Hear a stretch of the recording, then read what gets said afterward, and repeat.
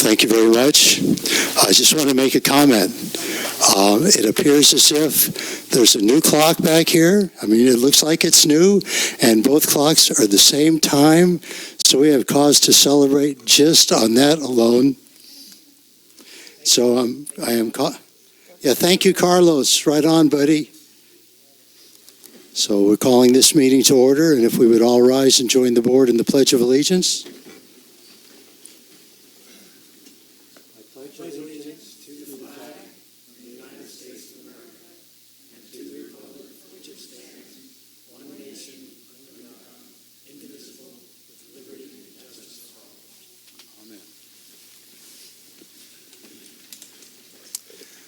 All right, it's our good fortune that all members of the board are here and ready to roll. Mr. Carmel, do we have anything to report from closed session? No, the board continued to provide direction to its labor negotiators regarding the IAF MOU and continued to evaluate the performance of the general manager. But Cool. Nothing to report. Do we have any agenda reviews, any additions or deletions? Yes, Director Rice. I'd like to pull the item 6D. No, sorry, 6C from the agenda. The staff report was incomplete, and I'd really like for directors to have the full information before we have our discussion, because we didn't have the final document for staff to include for some reason. Okay, well, I'm assuming. I would like to request we move G up in the order. I'm okay with having it anywhere, higher up on the list, because I am only going to be able to stay until 4:30 today. Okay, well, hopefully we'll be done by then, but so does anyone have any suggestions as to when we'd like to move, where we'd like to move item G? Since we're not doing the review of bylaws, we'll just move it up to there, I guess, huh? Move G up to C. Is that all right? That works for me. Yeah, that's fine. Okay. All right. So And we're going to delay C until next week. Will we be ready next week? We should be ready next week, as long as we can get a meeting with staff between. I know the agenda packet has to be ready tomorrow, but we need to have a meeting with staff so we get the right information in the agenda.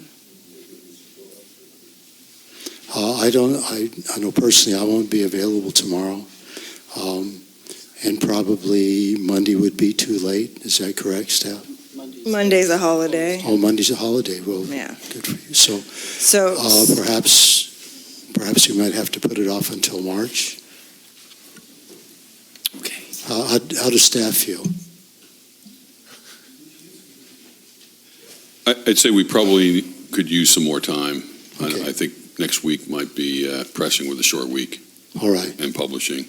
Okay. We could do it, but the overall report would be uploaded as a new attachment, sometime short before the board meeting, and that's not great. If there's a consensus on the board that March is okay, that we can operate under our current bylaws to that point, and then have a fuller discussion of concerns and questions. Just so everyone knows, what was included is essentially the notes that I put together for our ad hoc meeting the first time that we met, so.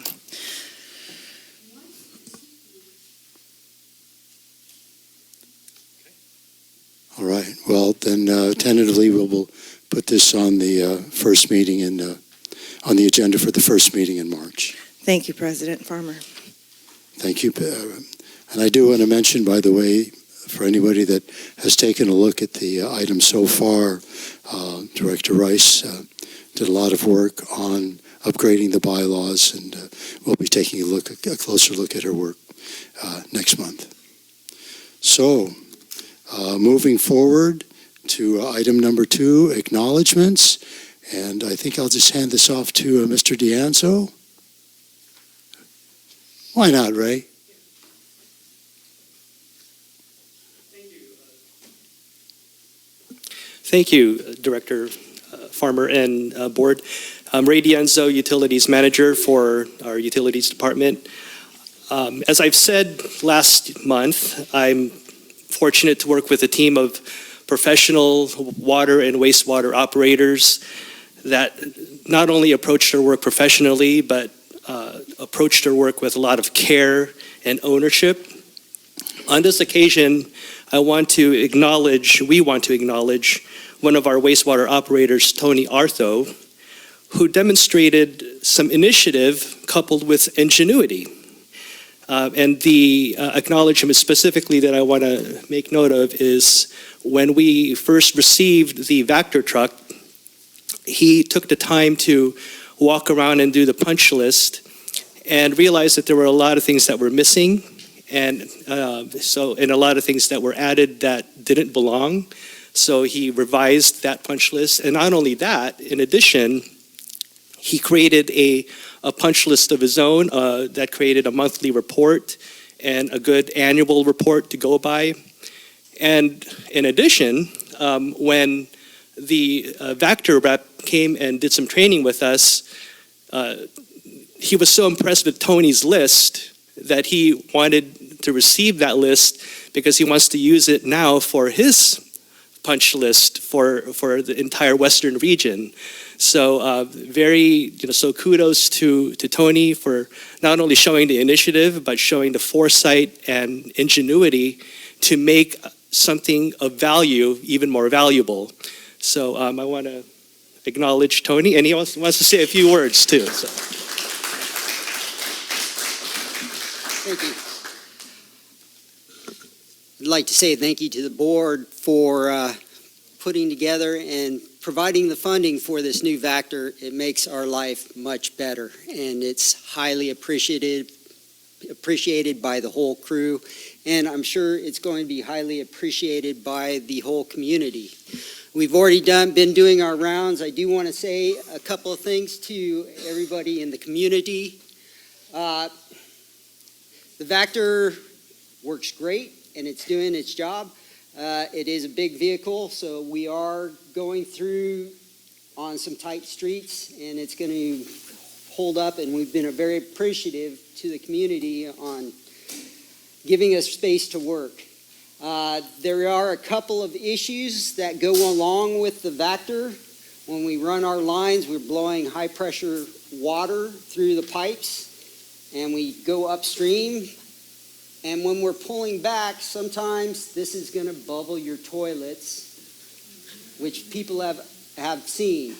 Other issues that happen is it creates a vacuum on the lateral lines, so it can pull the water out of all your P-traps, and this can lead to escaping sewer gas into your house. So if you start to get smells, go around and open up your taps for 15 seconds, fill up the P-traps on all your plumbing fixtures. And that should resolve that issue.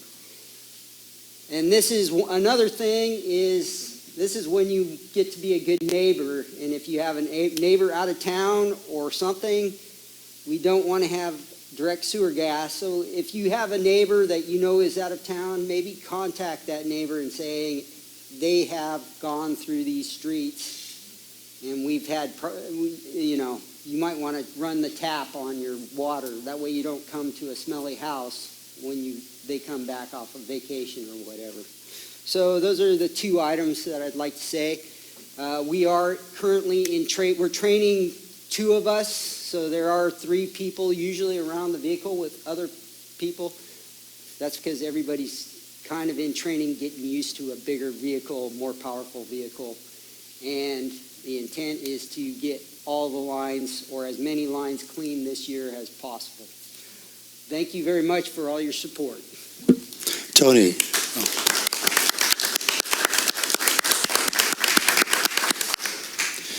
Tony, I admire your endeavors at public speaking and speaking to the audience here, but the folks at home might have missed you on the microphone, so could you repeat that again, please? It's just a joke. I think they probably caught it, but anyway.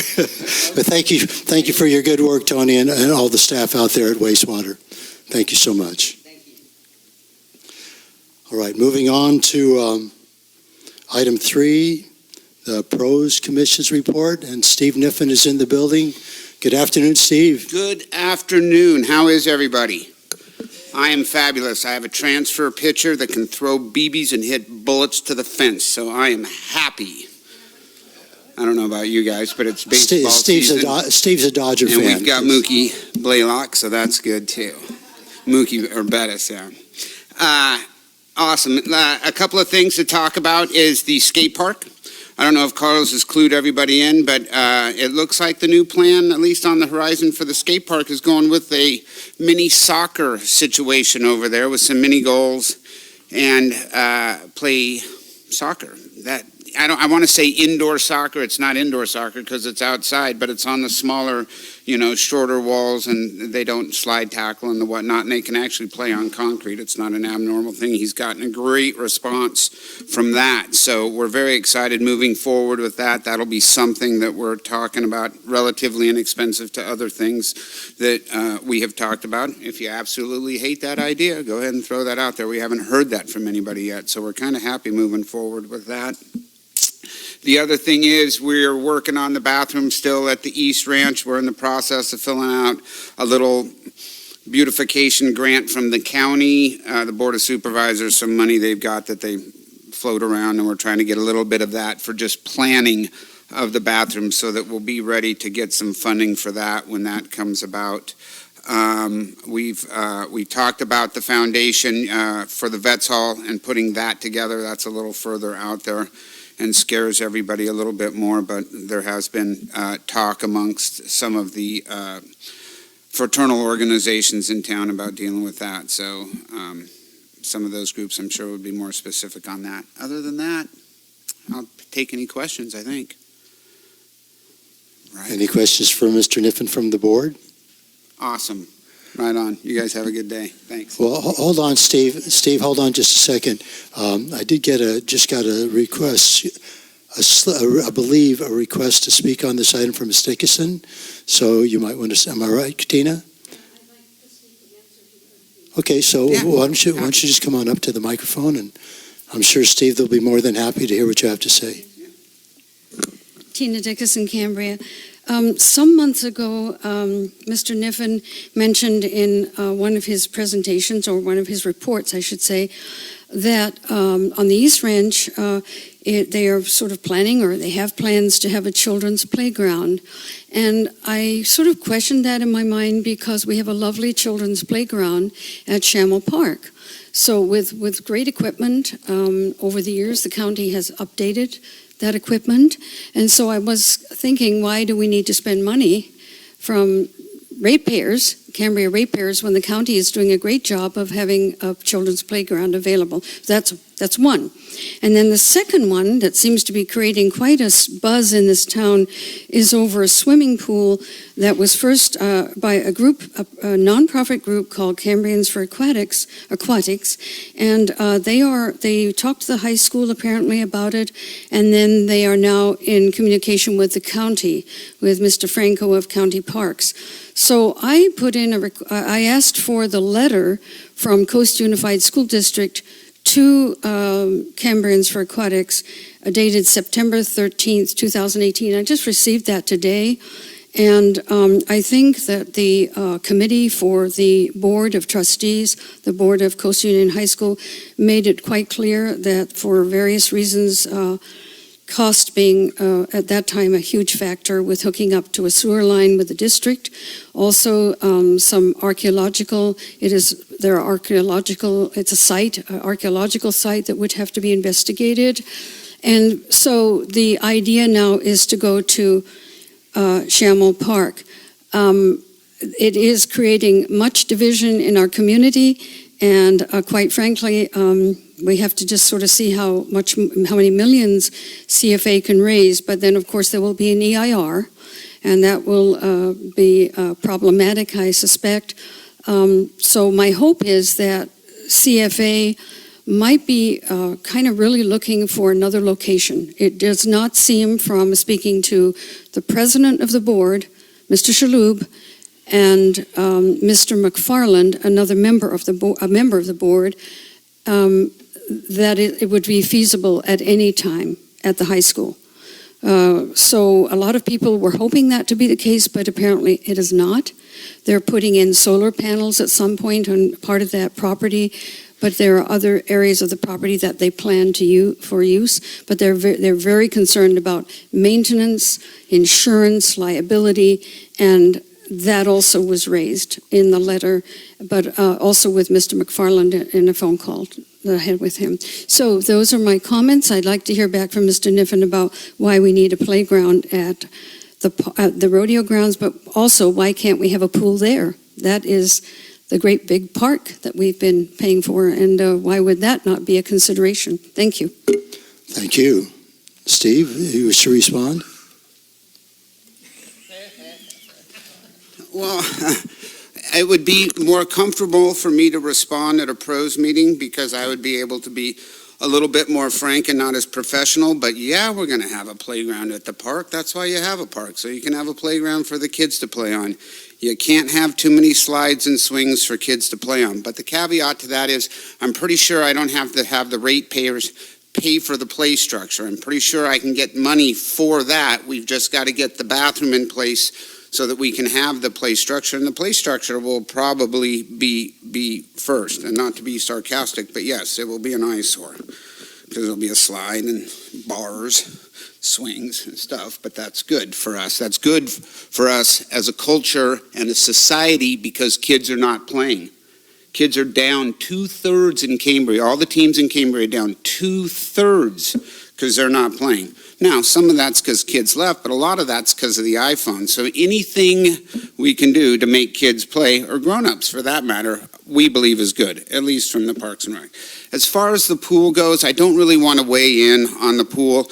All we're trying to do is if people want to do stuff, we want to help people do stuff. We haven't bitten off any more of that concept than just listening more and trying to help facilitate the conversation. And so I'm going to hesitate to say, but I will. The park location there seems tough, granted, for all those reasons. The high school seems good to the regular people of us, but that's quite a difficult location. If you're that particular district, they don't want to be having that boondoggle around their neck either necessarily with all the stuff that goes on. And the Fiscalini Ranch seems like a normal place that might go, but the CCNRs don't allow for that over there. So that's why it can't be over there.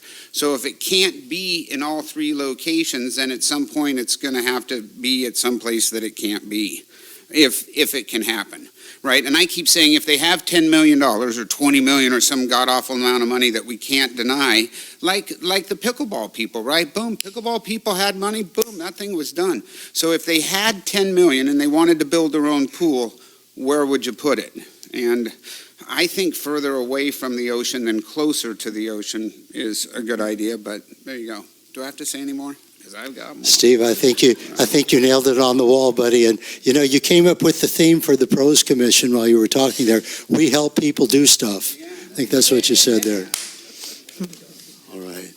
So thank you, Steve, and I hope that was an adequate answer for Ms. Dickinson and anybody else who was interested.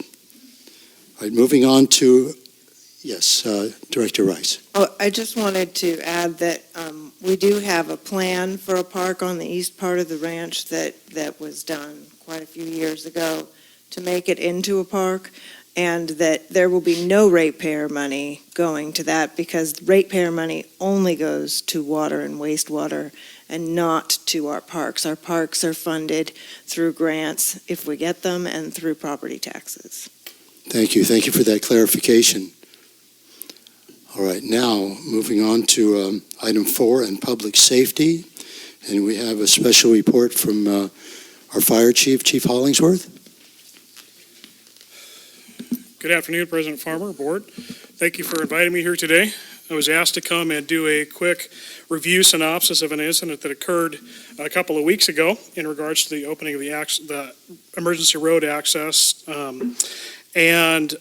I wanted to say thank you for that, because I think it's a great opportunity for us to take a couple of minutes just to educate and inform the community from an external component, and then also internally to review our internal controls and policy and everything else, because we can always have an opportunity for improvement. That being said, I really want to focus on what the opportunities are that have occurred out of this, but to do so, I think it's important everybody's on the same page to understand what occurred. So on the early morning of the 27th, there was a series of power lines that went down on Windsor Boulevard, real close to Heath Lane. Typically, when power lines go down, the way the system is designed is that the system tries to re-energize itself, and if it can't do that after a period of time, it automatically shuts off. That doesn't always work. And in this scenario, it did not, which meant the power lines were actively arcing and burning into the flora, the fauna, the trees, the roadway, making it a situation that was immediately dangerous to life and health. We take that very seriously, and unfortunately, the best course of action at that point is to shut the road down. In any other area of town, this would not be a big deal. It happens all the time in this community, secondary to trees and lines going down. Unfortunately, this is the one area in town where we only have one road access into that subdivision, if you will. Additionally, we were something that was stacked against us was in regards to time and response issues. When this occurs, PG&E is normally notified at the same time we are. So it is not uncommon to have them on scene within about 20 minutes of when we arrive, close the roads. They'll isolate the closest shutoff switches, and they'll secure the power lines, enabling us to reopen the roads for the community. And then they'll go back and fix the lines at their leisure without the danger being present. There was almost an hour and a half delay in getting PG&E on scene. We're still trying to figure out why that was the case. We're trying to do that through back channels, but quite frankly, I don't know that we're going to get a solid answer as to why that occurred. Regardless, the Park Hill area was isolated for about an hour and a half. And it did have that extended on-scene time. A member of the community approached the staff and asked if they can open the access road. Because of the incident occurring and unfolding the way it was, they were dedicated to making sure that people were staying out of the power lines. There were numerous people that tried to drive through the incident. There were numerous people that tried to walk through the incident. Inherently dangerous at all times, and from a safety standpoint, we could not peel anybody away from that.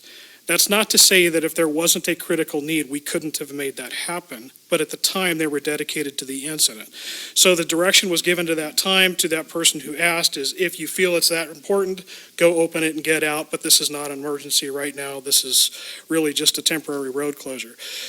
Looking at this from an after action incident report concept, firefighters take a lot of pride in their level of professionalism, training, and how they approach all this stuff. And in doing so, we almost always do an after-action report. It's something really common in this field. It's very common in law enforcement. It's common in the military. And we review everything after the fact. And so everything from the simplest medical aid to the most significant fire, we look at for the opportunities for improvement.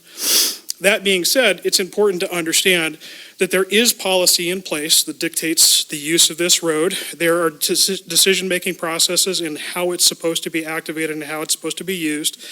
And successfully, even though this incident didn't unfold exactly how we wanted to, it's important to realize that the incident was mitigated. Nobody was injured.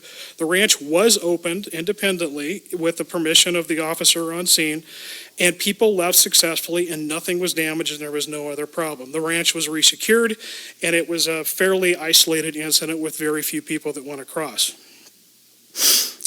What's important to realize in looking at it from the opportunity standpoint is now we have the opportunity to go back and look over the last couple of weeks and looked at all the different variables and stuff that occurred in this process. And one of the most important things is education. I've had the opportunity to meet with members of your board, with our administrative department. I have had two or three meetings now with CERT leaders and met extensively with Carlos as part representative for the ranch, and also in discussions with the Friends of the Fiscalini Ranch and how they do things, to look at every component of this that we possibly could to make sure that we're addressing all the potential issues as we move forward. And one of the most important things that we have to realize here is education. Education not only for our own personnel, but for the community at large. And it's important to realize that although this was an inconvenience, this was not by definition emergency.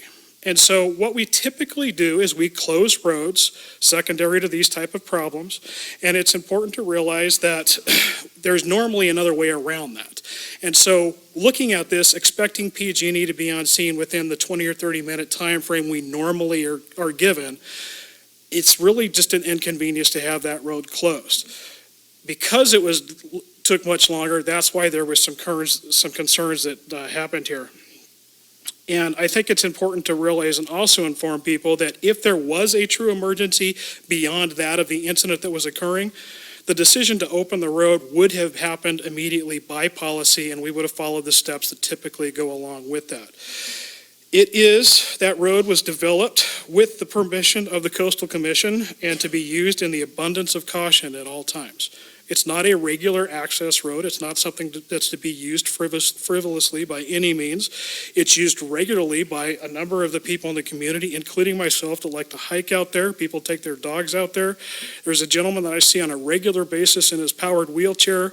I'm not sure if he's walking his dog or his dog is walking him, but they're out having a very good time.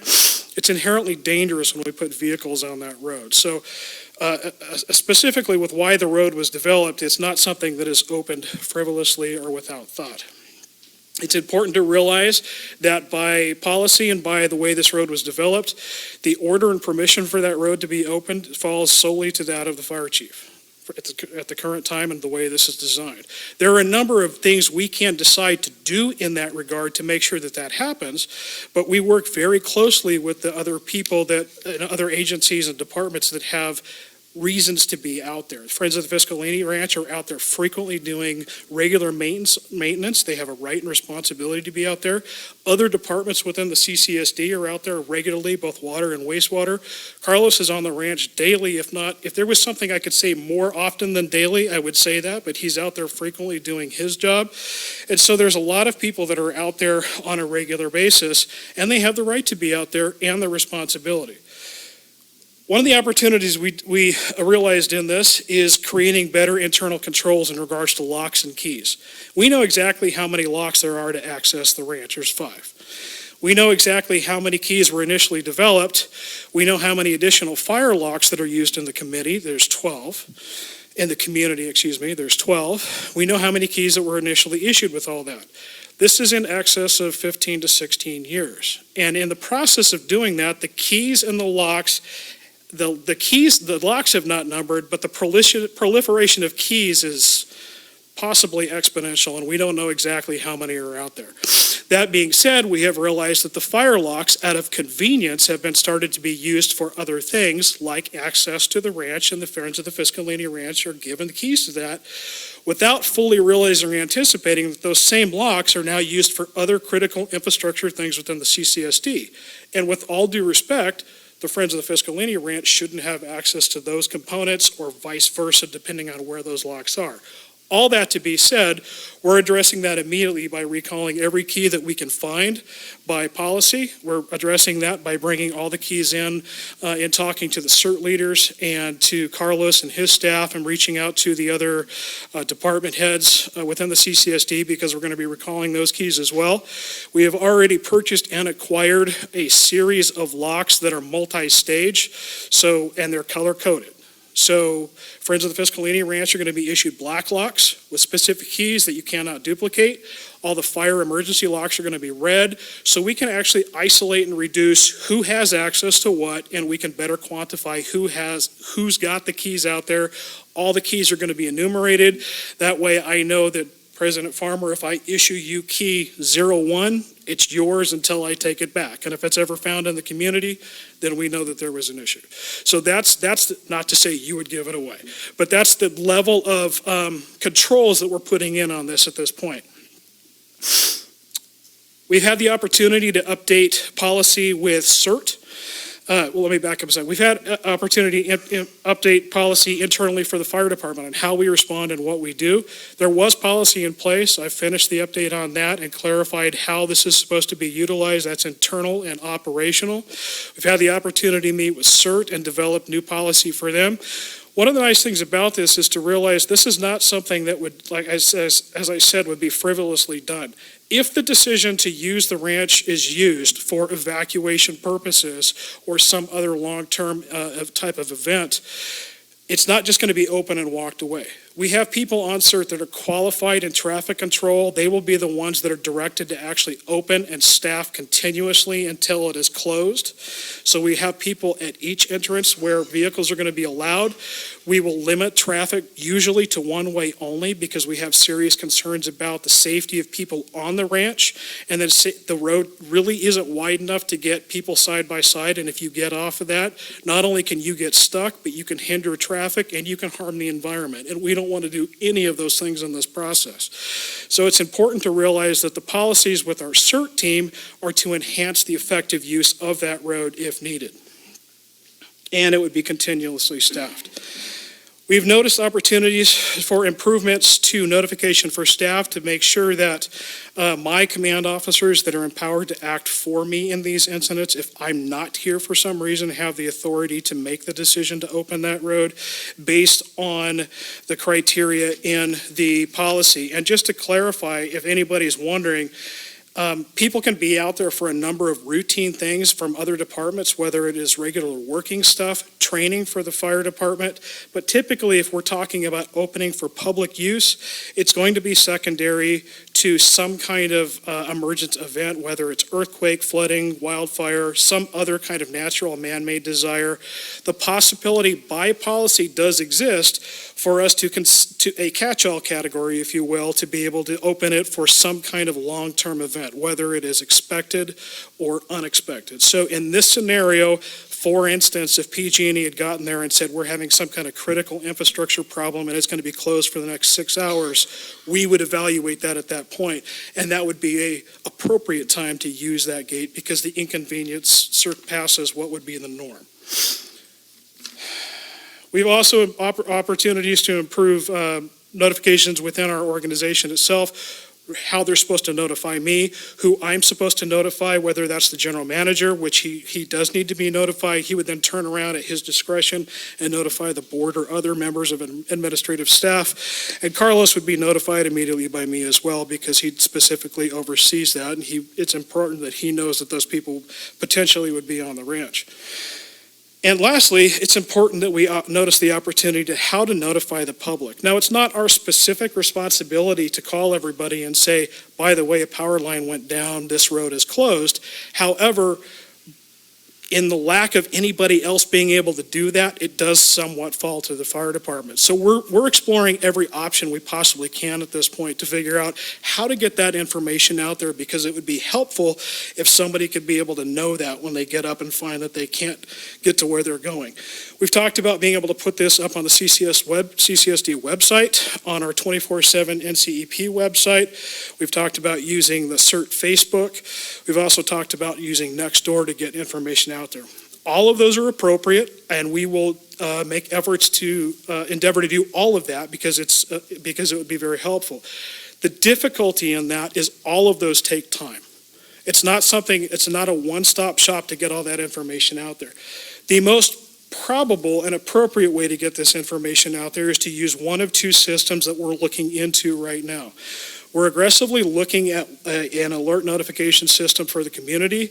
This would be similar to the signs you see when you travel, when you drive down the road and there's a flashing light that says if it's flashing, or there's not a flashing, if it's flashing, tune to 7:10 a.m. for some kind of information about what's going on. We would have the ability to tap into that system and load either some kind of preloaded message, or we can make it user identified to say this road is closed for this reason. This would be continuously broadcast on a loop through our AM system. So even if cell phones went down and everything else went down, AM radio should still be working. So the idea is to be able to get that out there as quick as possible. The other option for us, which would be excellent, is a program called Nixle. And a lot of people in the community have already downloaded this. This is a smart app, very similar to Pulse Point, but works a little bit differently.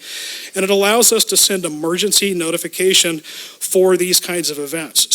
But right now it's limited because we are using currently the free version, which means I can only hack into, if you want to let me use that term, use that for some kind of emergent event that hits a certain threshold of need within the community. I can't just randomly send out something on Nexel that says the intersection of Arden and Bertha is closed. It doesn't hit that threshold. I could send out something saying it's time to evacuate and everybody needs to go, because that does meet the threshold. This directly connects with the iPause system, if you're familiar with that. Most people understand what Amber Alerts are, and Amber Alerts go through an iPause system. It's the Integrated Public Alert and Awareness System. This program will allow, based on the level of severity, the user to be able to get into iPause and send that kind of alert out to people, even if they're not using Nexel. That's the key to that. So you can download Nexel, you can get all these information updates as we send them out, but even if you don't have the ability to do that, we could still hit everybody's cell phone. And so that's the level of information and getting things out there to the community that we are aggressively looking at that. We think it's very important. There is a fee to that, and that's about $2,500 a year.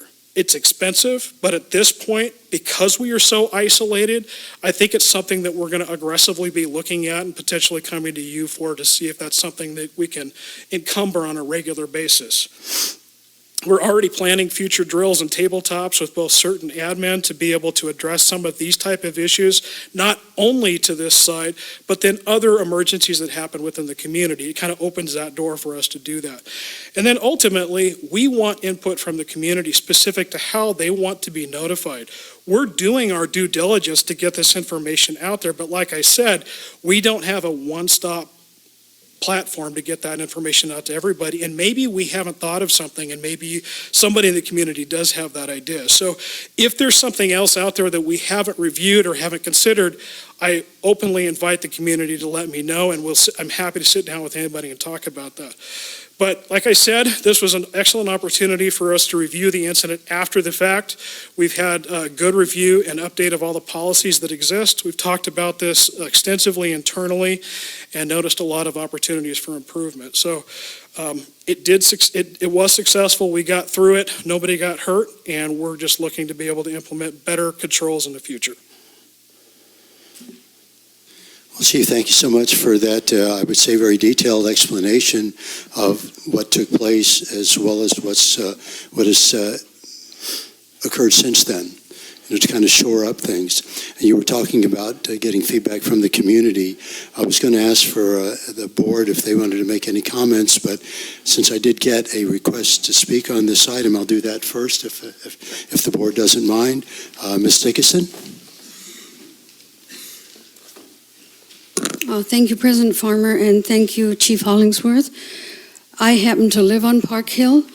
This incident occurred because we lost power for about 7 or 8 hours that day. It occurred right around 7 a.m. I left for Templeton at 10:30 a.m. for an appointment, so I left Park Hill at 10:30. As I was going out of town on Highway 1 in Cambria, 2 giant PG&E trucks were coming in and a smaller PG&E truck to address this item, as well as those that had arrived on the scene earlier, I had understood.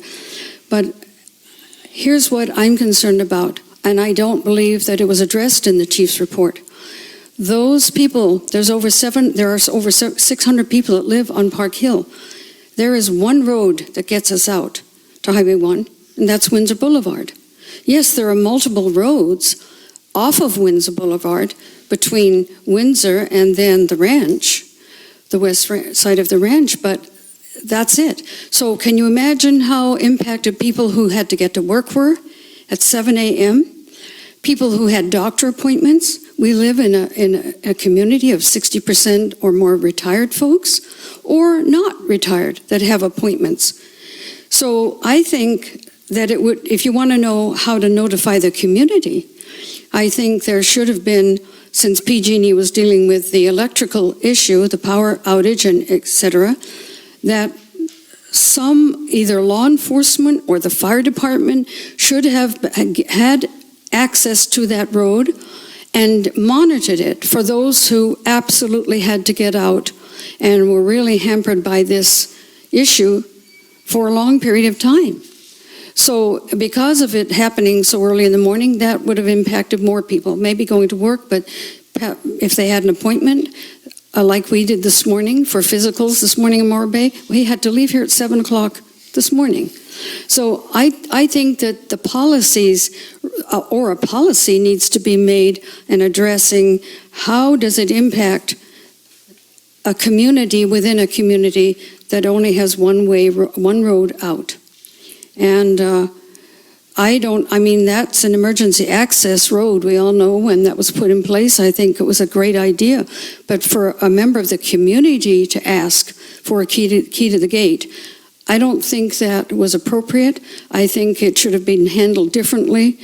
And I hope in the future that we never see something like this again, that there is a policy in place or action taken to address the situation at hand.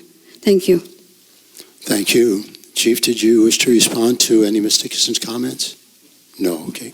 So let's take this back to the board. Do you have any questions or comments for the chief? Yes, Vice President Steidel. Chief, the Nexol acronym that you used, how does that actually spell out? It's Nixle, N-I-X-L-E. It's a downloadable app for Android and iOS. And you log in, you create a profile and log in to the area. It'll indicate, you put in, I believe it's a zip code, and it'll give you the information on how to get there. And if for some reason you're having any difficulty with that, please don't hesitate to call me at the station. Okay. In the report that you gave, which was far-reaching in the explanations and gave a lot of detail, that was very much appreciated. There was one thing I wanted to ask.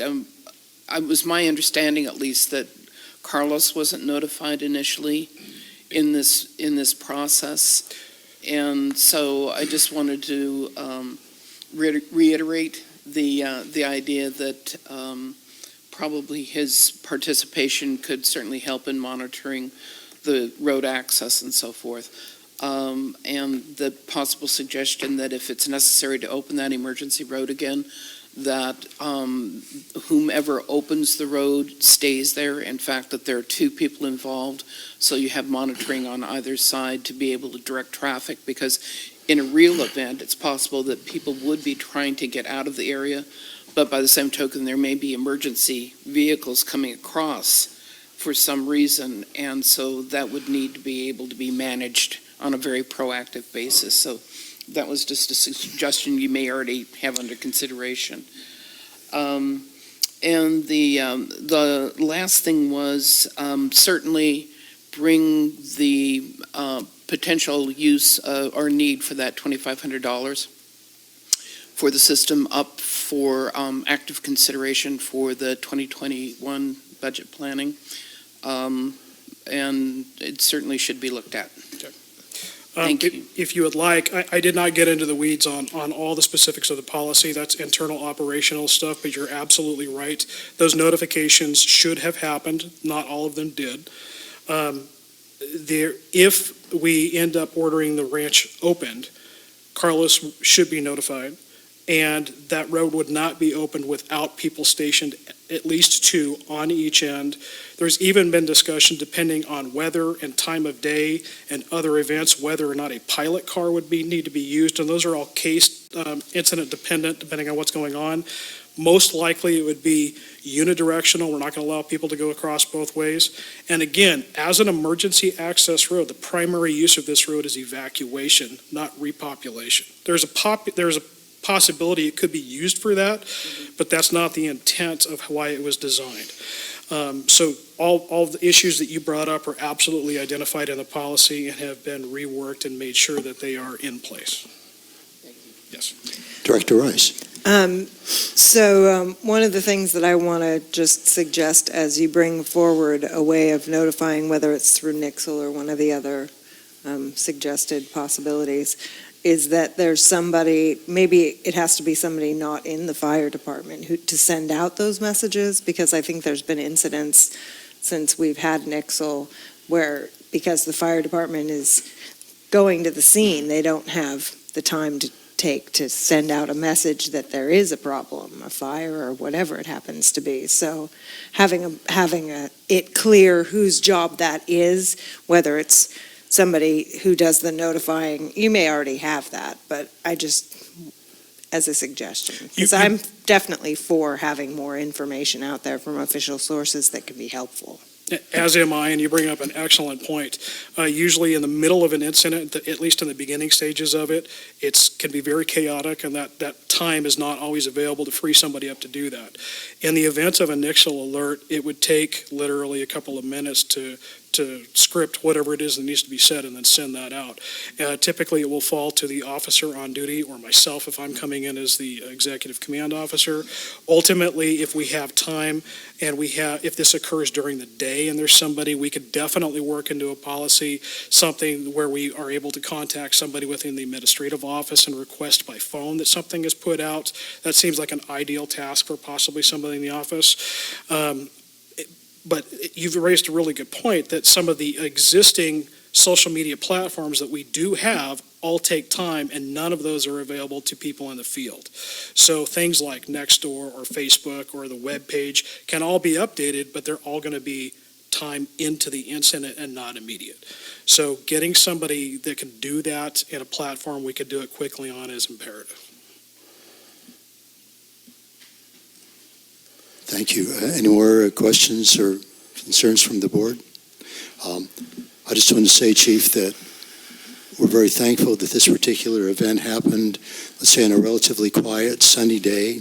Yes, it was in the morning, so it was a slight inconvenience to some folks, but imagine if it had happened during a real, actual emergency, which is always a potential in some fashion or another. So, as you say, you learned a lot from this particular event, and things will flow smoothly in the event that something more problematic occurs. Yes, sir. All right. So, anything else to say? No, sir. All right. Thank you, Chief. All right, moving on to item number 5 and public comment. And it's hard to believe, but there are no public comment slips, so I'd like to make one.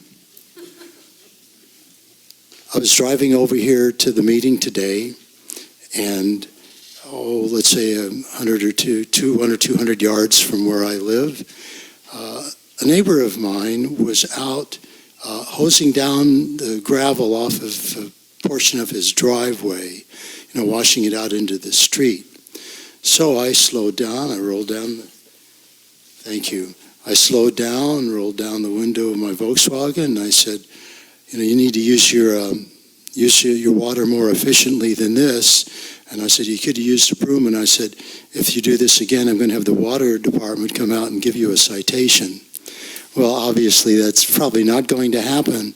But I think we're all aware of the fact that since January the 1st, this community has only had barely an inch of rain that occurred one day in the middle of January, and here we are in the middle of February. So it's mandatory for all of us out there, and as we already know, we are a very efficient community in our water use. But please, we have no idea what's on the horizon here for the remainder of the so-called winter rainy season. So please use foresight, use good judgment in how you use water in our community. I know folks already do that, but I think it's already time to be alert to the possibility of drought actually existing at this moment in time. So thank you. All right, I have a request here from Leslie Richard. I wish to speak during public comment, so Leslie?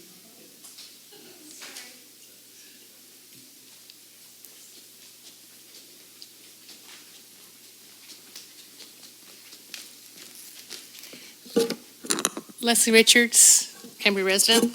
I just wanted to bring to your attention a number of new laws have been passed this year in the state of California. The one in particular that I wanted to bring to your attention was the Housing Crisis Act of 2019. It's Senate Bill 330. And in this document, in this law, it prohibits capping the number of housing units that can be approved or constructed either annually or for some other period of time in counties and cities. And what has happened is, I have here the document that is the SEIR, the actual draft, not the final. But in this document, it refers back to our cap, our 4650 cap, many, many times. How to mitigate the WMP's potential growth-inducing impacts, the WMP PEIR incorporated a build-out reduction program, BRP, as the tool to cap the maximum number of existing and potential residential connections within the CCSD service area to 4650. That this law has codified that is now prohibited to cap. So technically, this document now needs to be amended. It needs to be changed, in my opinion. CEQA is very, very serious when it comes to new information or new changes in the law that would affect a document.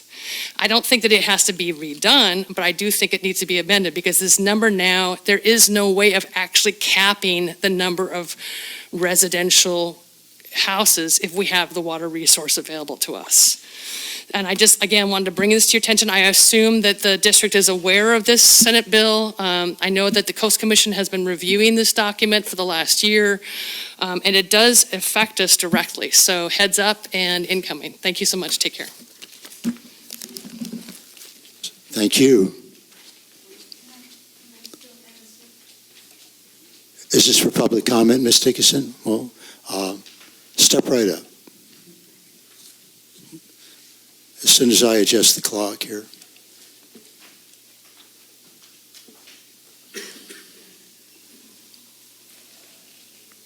Ms. Dickinson? You might as well just sit right there in the front row. I mean, well, whatever. Although the exercise never hurts, right? Well, that's okay. Thank you, President Farmer. A couple of things on this, what you were just referring to about the water situation. Yes, we do not know what will be coming up in the future months. However, you referred to us being very careful. We already are, a very careful community with our water use. But the emergency water supply project was built for that very purpose, that if we do have a drought, that's where our go-to backup. So here we are, 6 years and counting since $500,000 was given to CDM Smith to design and engineer and build this project. So should we find ourselves in a difficult situation this year or next year, I think, when is this CDP, for heaven's sakes, going to be finished? And why do we try to muck it up with the UWMP? Let's get the CDP finished so that this project can be put into operation when it is needed, as it was voted on by the people. Not for some other project, for that project, for emergency water supply for existing residents. So I think, and what Leslie just referred to also is something you may want to take into account and do a little research on if you haven't already. But I'm getting, I think the whole town is just tired of, you mentioned CCSD and they just shake their head or heads because they're just tired of the game that seems to be being played. So we're not a bunch of fools. Some of us really pay attention, but this town has been through a lot, and we're continuing to go through a lot. So I'm asking the board to just get on with the work at hand that you've been dealing with for 6 years. Let's get it done so that in the event of a real drought like we had in 12, 13, 14, and on, that we have a reliable supply of water for this town. Thank you very much. Thank you, Ms. Dickinson. Seeing no further requests to speak in public comment, we're now moving on to regular business. And item A, 6A, I'd like to hand this off to, well, first let me hand this to our general manager to introduce the item, and then Chief, it'll be all yours. Thank you, Mr. President. Agenda item 6A is discussion and consideration of an assistance by hire agreement between CAL FIRE, San Luis Obispo Unit, and Cambria Community Services District. Staff is recommending that the board discuss and consider approval of an assistance by hire agreement between CAL FIRE and Cambria Community Services District specific to the use and staffing of the water tender resource. And Chief Hollingsworth will discuss this further. Good afternoon again. Thank you for letting me review this with you. This is something that you've had a chance to review already internally. I'm not going to read through it. You've got the document in front of you. I just wanted to clarify the intent of how this is utilized. Cambria Fire is an active member, as is every other fire department in this county, and most of them in the state, of the Master Mutual Aid Agreement, which benefits us in that when we have incidents that come here and occur within the town, we have people that come in and assist us with those incidents as necessary. And they do that essentially cost-free. That doesn't cost us anything because we're in SRA, which stands for State Responsibility Area, as an unincorporated city. So that typically is because any kind of a fire, whether it's structure or wildfire or anything like that, threatens the infrastructure of the state if it were to get into the trees and the forest itself, which is why they aggressively want to come in here and help us as we try to protect the buildings and the infrastructure of the people that live here. That being the case, we also provide mutual aid outside of our area to other neighboring cities as needed. So if a structure fire were to happen in San Simeon right now, we would be the second engine going up there to assist in that goal. Any kind of a wildfire that happens directly outside of our borders, we automatically respond to. I've been on calls working in Cambria all the way out in Antelope Valley, which is way east of Shandon, and working here, ending up on calls in Pismo. It's not unheard of. It happens. It's what the mutual aid system is for. We typically right now, with the use of the water tender, respond that as part of the system. We're only one of 4 water tenders in the entire county. We're the only local government water tender that's available to be cross-staffed by people that are on duty, which means if they ask for it, we will take people off duty, put them on the water tender and send them, and do a callback with staff to come back and fill in, or we'll bring other engines in here or other personnel into staff to make sure we have continuous coverage within the community at all times. That is an unpaid response for at least the first 12 hours, which means we are donating that to them, but we get that direct benefit back every time they come back into the community, and every department is part of this. A unique approach to that was suggested by the unit chief, Chief Jalbert with CAL FIRE, was that he wants to set up, if possible, if we agree to it, an assistance by hire agreement for the water tender.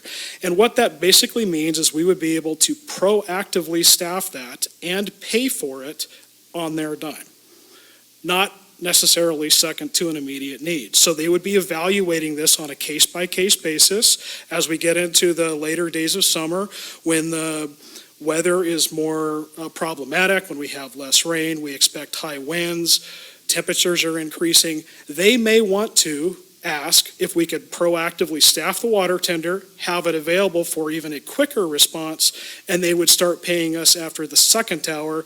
It would be fully reimbursed, and they would be paying the cost of us to backfill our station.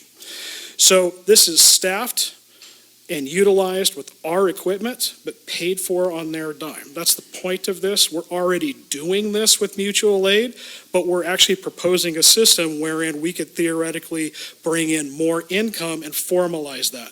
The ultimate authority for the use of this does not leave our fire department. It does not leave my jurisdiction, which means it is an ask basis. So he can contact me and say, based on the following criteria, I would like to do this next Thursday and Friday if possible, and then we'll go from there.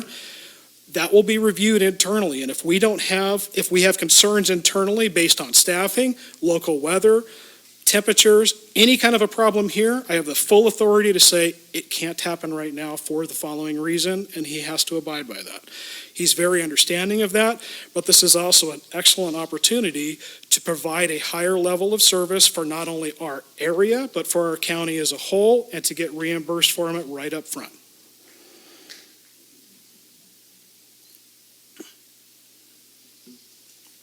Are you finished, Chief? I didn't say I am finished. I apologize. I thought there was a pregnant pause there to make an impression or something. I wasn't quite sure. I apologize. That's no problem. Any comments from the board? Any members of the board wish to say anything? Yes, Director Pearson. I think it's a wonderful idea. Do we need a resolution for this, or what do we need to move forward? Just a consensus of the board vote? I think you just need to approve it. How's it set up? All we really have is a staff report and then the attachments. It's just a motion to approve. I'll make the motion to approve the agreement. Okay, do we have a second? I'll second. I'm shocked. I have a question. Sure, Director Howell, you have a question? Yes, this is kind of a remedial. Is this on? Can you all hear me? It doesn't sound like it's on. I can hear you, but I don't know about anybody. It's on. It's Oh, on. is it on? It's on. Okay. Not all fire engines are water tenders. Some are not. That is correct. Our two primary fire engines are what we would call Type 1. They carry a limited amount of water and all the tools and everything necessary to fight a typical structure fire. Our water tender has a limited amount of tools and carries almost 2,000 gallons of water, and it's for use in rural areas where they do not have a water fire hydrant system or access to other kind of tanks or things like that. Thank you. So, Chief, I was just going to ask that you just kind of answer that question, but, I'm looking here, it doesn't necessarily have a page number, but where you're describing, it says your item description, and A is water tender, Yes. and I was going to ask you how many gallons of water does it have, and you just said 2,000 gallons, but it says here 500 gallons per minute. Uh, That is, if you look at item B, what I they're saw that with the referencing is portable one, right. Yeah, so it's 2,500, yeah, it's that dash is actually meant to be a comma, it's how they write things. Okay. So it's under 2,500 gallons, not 500 gallons, if that makes sense. Oh, I see, okay, 25, all right. Well, still, but just let me ask you, if you're pumping, how many gallons per minute? That would vary depending on the incident. It's important to realize that most of the brush or wildland fire engines that you see, like the Cal Fire unit up here, they hold a max of about 300 gallons of water. So depending on the incident and where we can find a sustainable water source, we would either go and fill the other engines directly, and we could fill them, simple math, 7 times without going and filling up right now. Or if it was an extended duration, we could drop our portable tank, dump all the water in the portable tank with a little mini tank, a little pump that can then fill them. And while they're using that, we would go with the water tender, fill it up again, and bring it back. It's called a water shuttling system. All right, well, thanks for that explanation. Yes, sir. So, yes, Director Rice.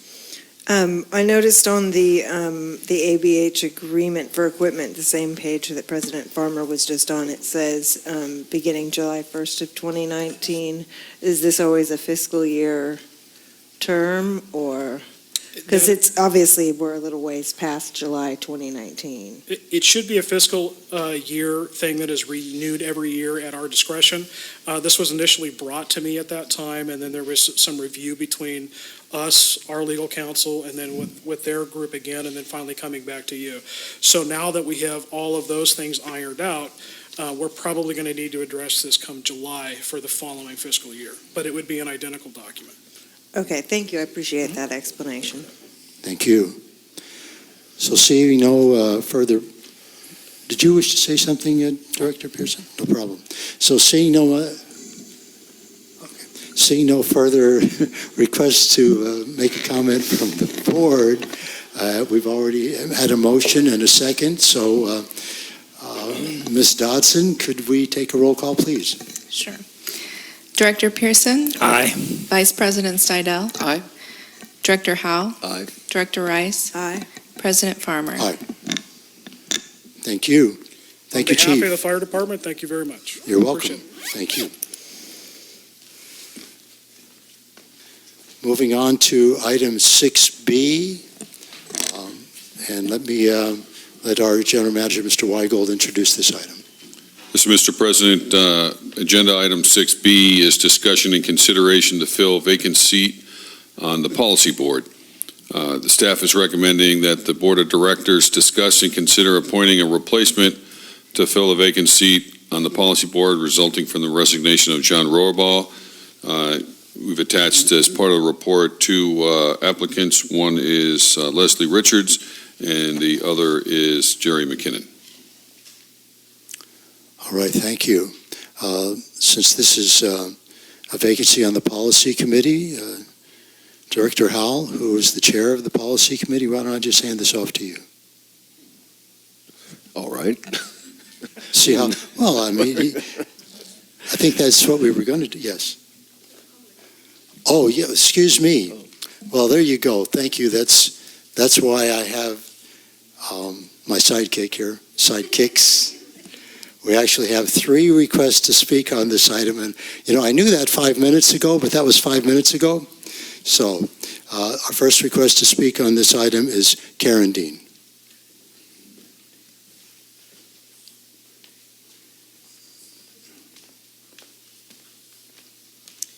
Good afternoon, Karen Dean, Cambria. We're back again on this same issue, trying to fill this vacancy.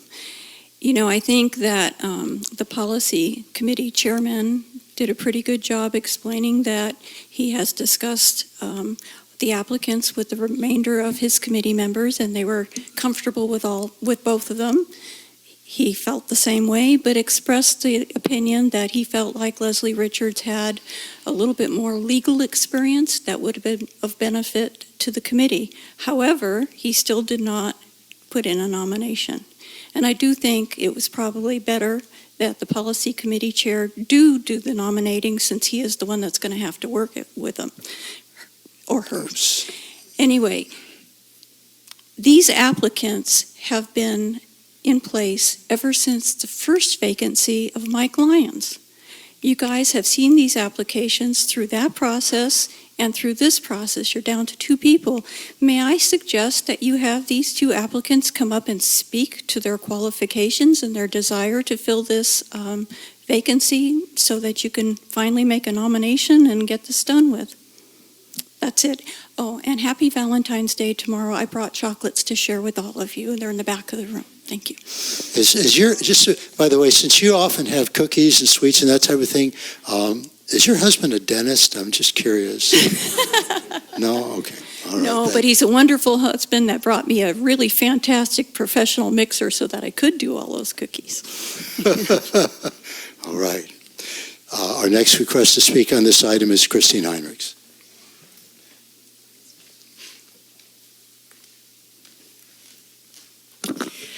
Thank you. It's time to fill this committee vacancy. The board has 2 applicants. The committee chairman, Don Howell, has expressed his preference, and that of the committee members, for Leslie Richards. Appoint her and allow the committee to get on with its work. Thank Mr. McKinnon for his willingness to serve, and invite him to reapply for this committee or apply to serve on another. This is not complicated. Later in the agenda is an item related to the number of agenda items and the length of meetings. This is the second appearance of this item. A committee vacancy is not unimportant, but it is a conventional matter of business that deserves to be handled efficiently. It should not be deferred yet again. The board should accept the committee's request, fill the vacancy, and move forward. Thank you. Thank you. Our next request to speak on this item is Tina Dickinson. Well, let me just take my seat right here. That's what I said earlier. All right, Yes. thank you, President Farmer. My comments will be brief. I think that Jerry McKinnon has served in many capacities through his many, many years here in our town, and I thank him, including his acting roles and even singing. Whatever hat he's wearing, you know what, he has a hat for everything. But I do believe that Leslie would bring something very special to the Policy Committee, and that is her background in legal work, but her proficiency in research and the willingness to really dig into documents and take the time. I think she kind of has a passion for that, as actually do I, but I think that Leslie would provide I just think a really, really good dose of what the policy committee could use and aid the committee in moving forward with, important decisions for our town. So I would ask that you give strong consideration to Leslie Richards for this position. Thank you. Thank you. Well, let's bring this item back to the board, and Director Howell. Here I am again. May I ask the board if they would like to hear from the two applicants before I make my suggestion? Or are you happy? Have we heard enough? Think we've heard enough? Okay, in that regard, then, I would like to nominate Leslie Richard to fill this position.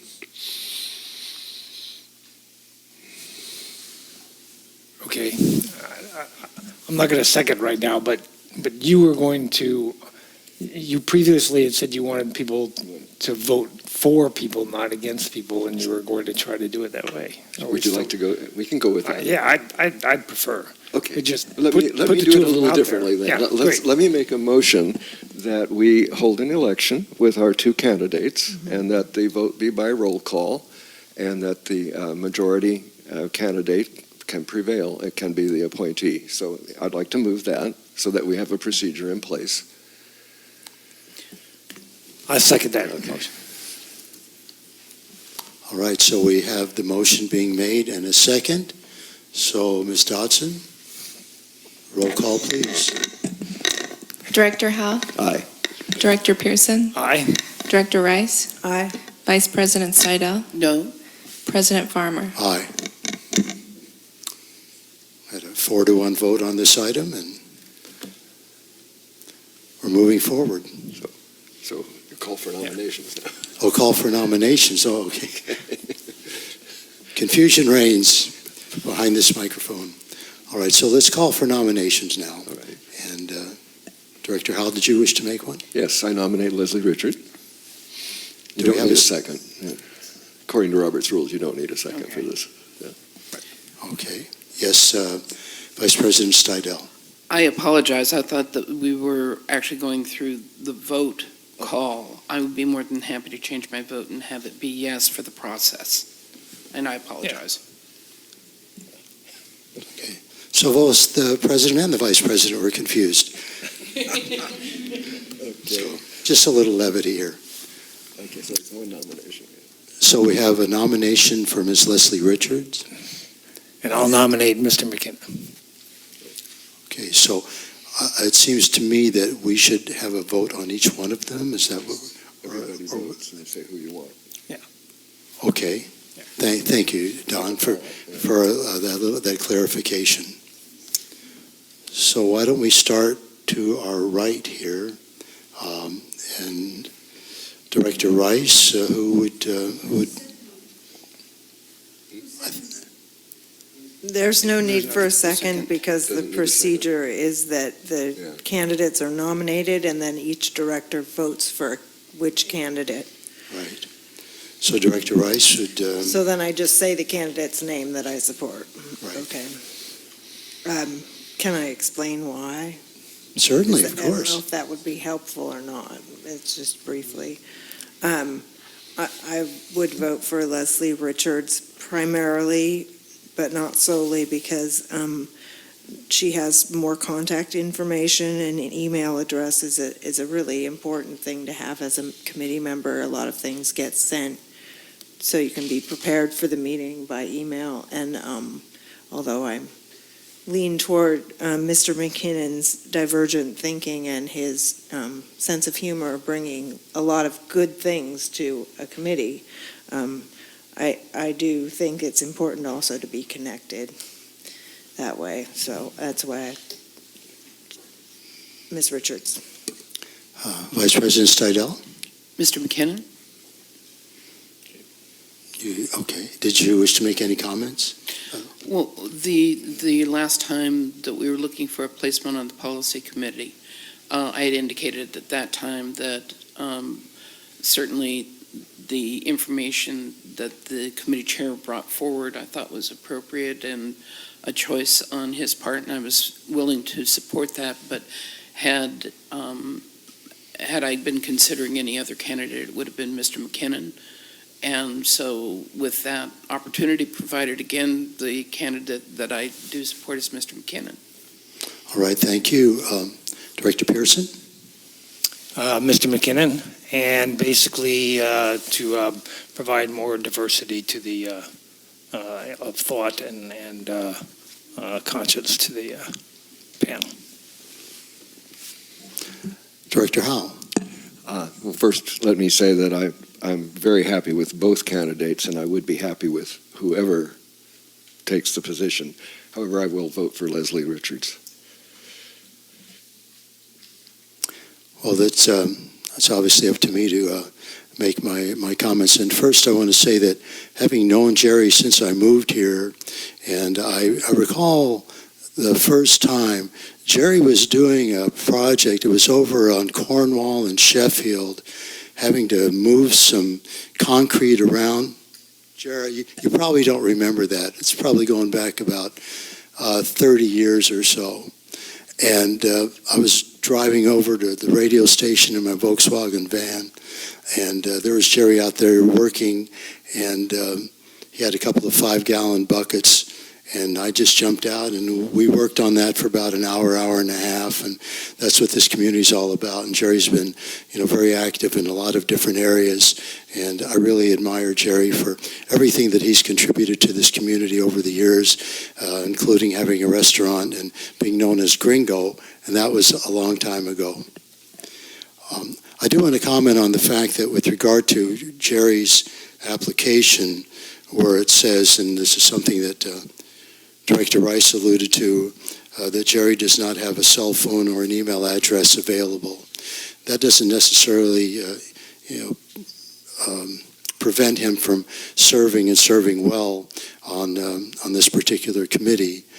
But I feel that Ms. Richard would be a more valuable asset to the committee for her wide range of knowledge, how much she has come. She comes to not just the R&I committee, she comes to policy, she comes to finance, always has a comment to make. She comes to the board meetings and often provides information that we don't even know.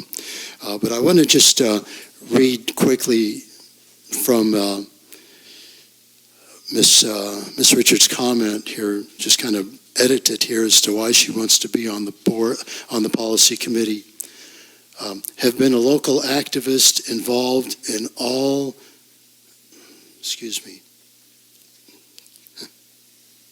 in all operations of the district since 2000. I'm excited at this new opportunity to volunteer my time in a vital and productive manner. And the way that she verbalized her, let's say, Leslie is a person, as we know, with passion and with knowledge. And I think just on all of those things that I just said, that I cast my vote for Leslie Richard.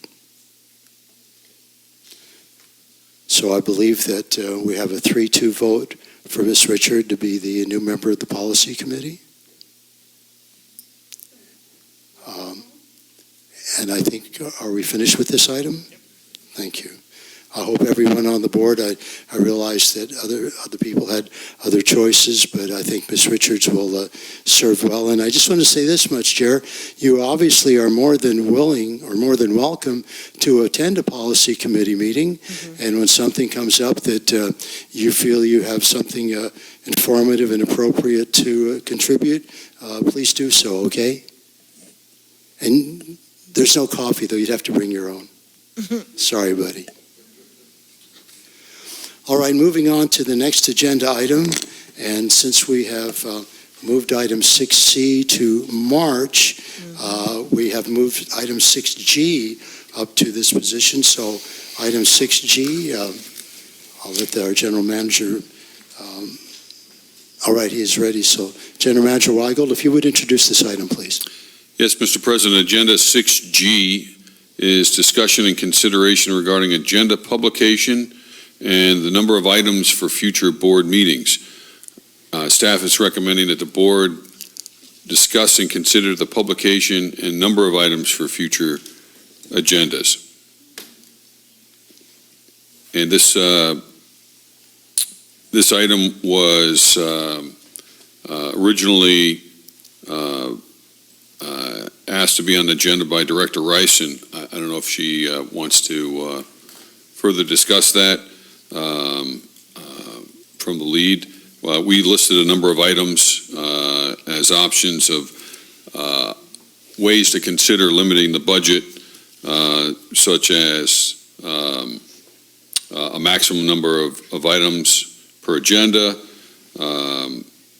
limiting the number of items to a lesser, more manageable amount in its entirety, and also allowing for items of considerable interest to the community, or holding special meetings in those cases.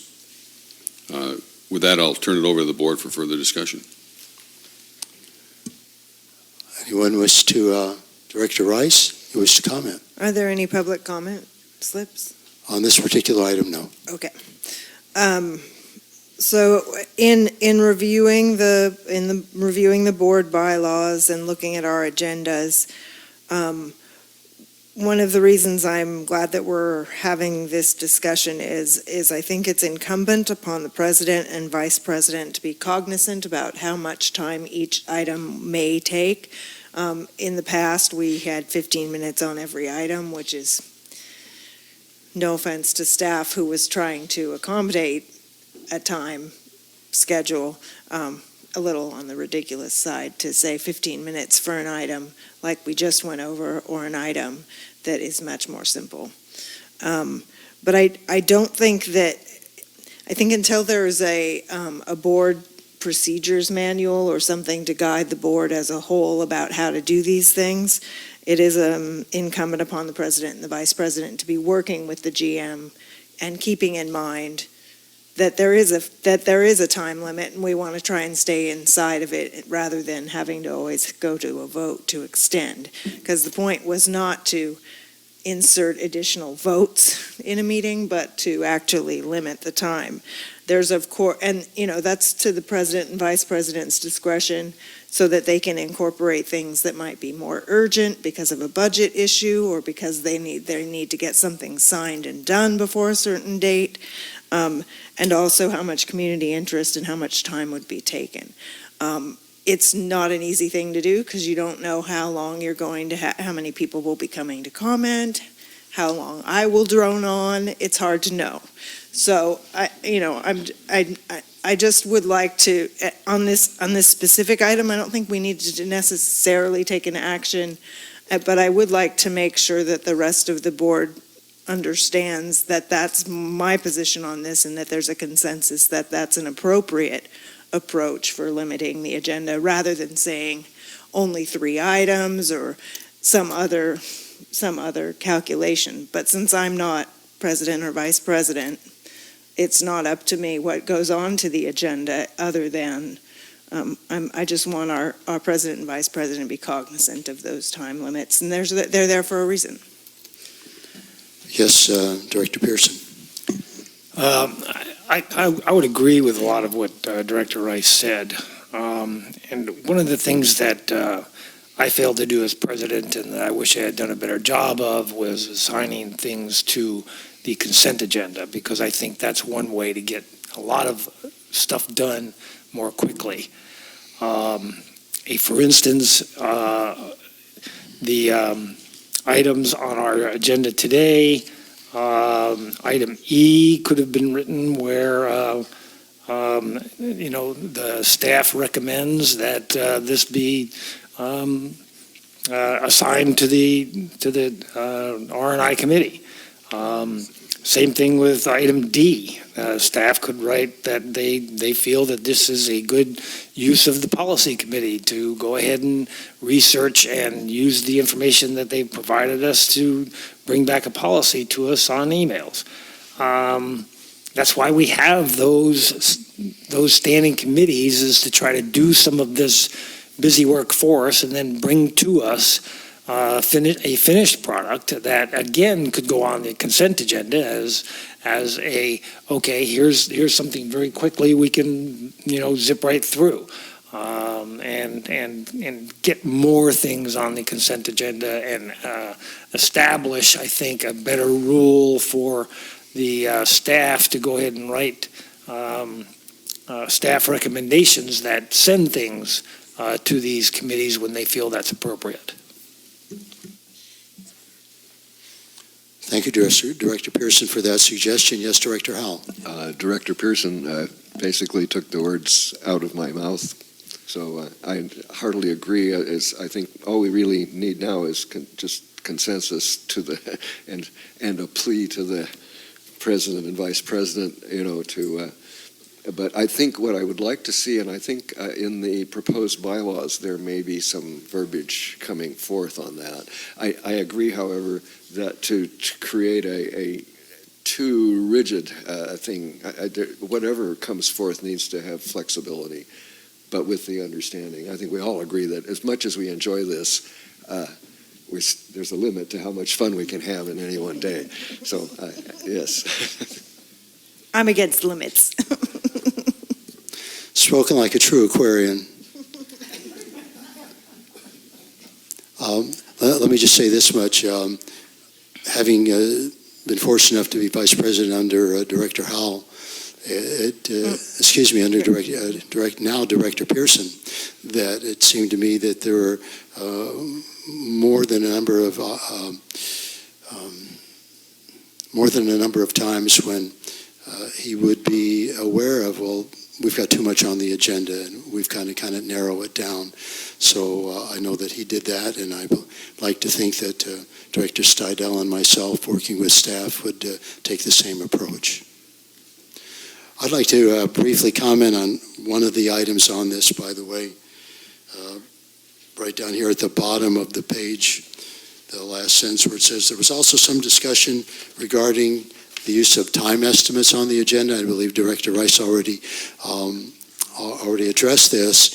I took the time to take a look at various agencies, county and city and CSD agencies just in this county, to see how they do their agendas. And needless to say, none of them have some kind of time element out there next to the item to see how long a time or how little time would be taken by that item. So there we are. So I don't know if we've discussed this. There's no real need to. Oh, yes, Vice President Steidel. I want to iterate the items that Director Rice and Pearson have said. And also, I think that individually, we all probably need to do a better job of making sure that when we're going through our discussion pieces that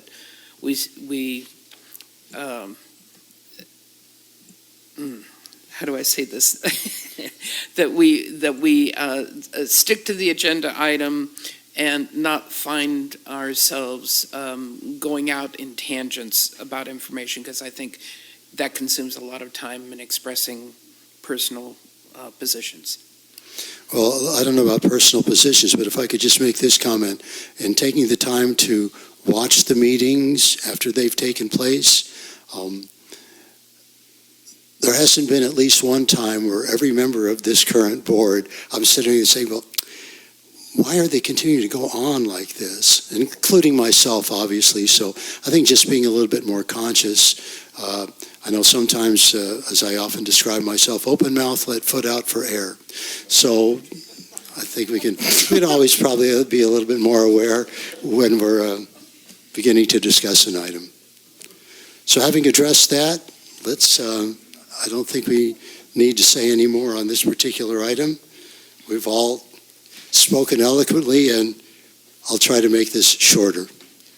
Moving on to the next agenda item, which is 6D, establishment of, let me hand it off to our general manager for item 6D.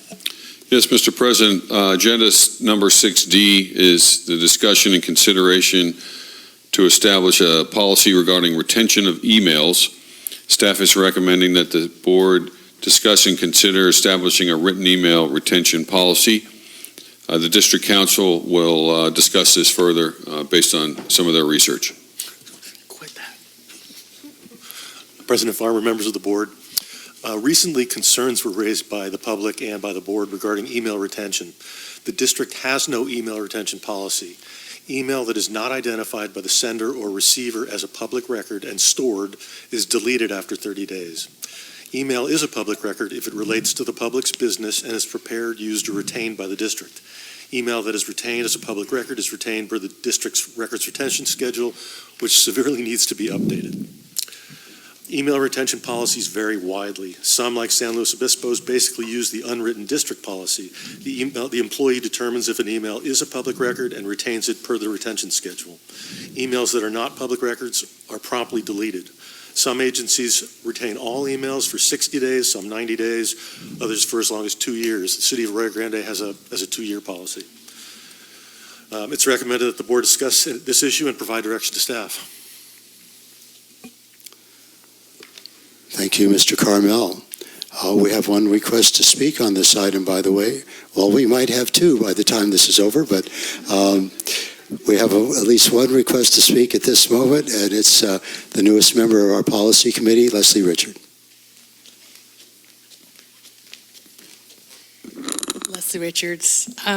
I would like to add text messages to emails as well. There are a number of judges in our court system who sees text messages as a contract. So depending on who you are actually dealing with in the courts, it's kind of out in the air, but texts and emails are kind of in two separate different categories. So you have tweets, texts, and emails, and I think texts and emails should be two separate items in this policy and should be incorporated as well on a 2-year retention program if it has anything to do with the district. Thank you.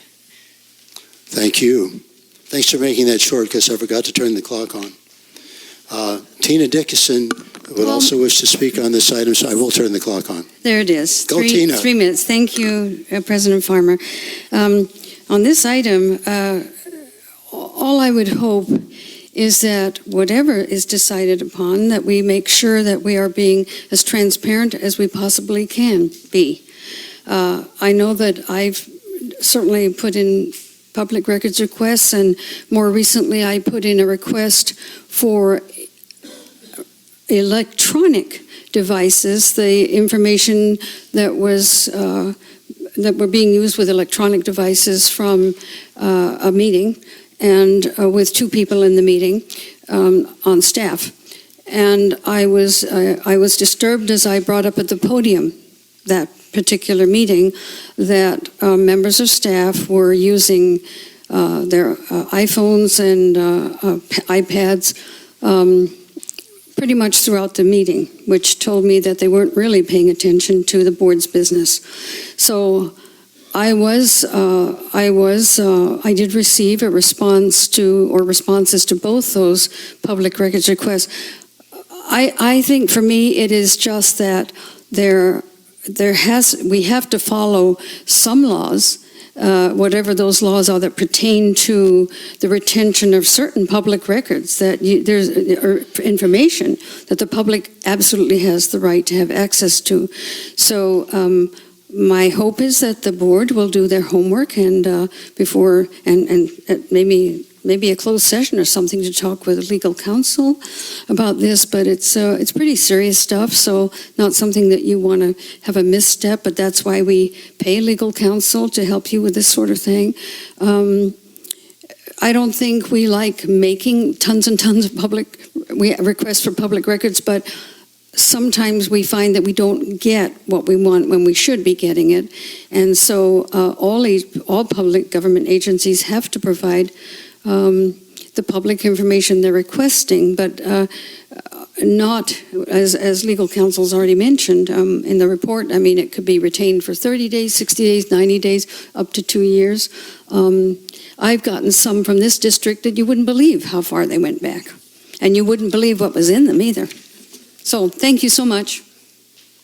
Well, Tina, could you reveal anything about what you read that you thought might excite this meeting or anything like that? I could write a book and it'd be a bestseller. Oh, cool. All right.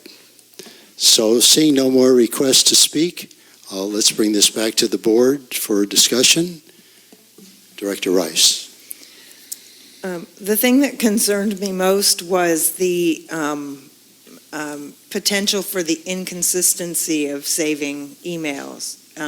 And having each staff member determine, without having any kind of clear guidance about what you should be saving and what you should not be saving, because what I save might not necessarily be a public record if I'm making a decision on my own and I'm on staff. So I think it's important that the board undertakes a good discussion, perhaps at best undertaken by the policy committee, to look at what some of these details are about how do we give guidance to staff to ensure that the emails that are important are kept, and the ones that are, thank you for your input, thank you for your feedback, you got time to meet tomorrow, that stuff is less important.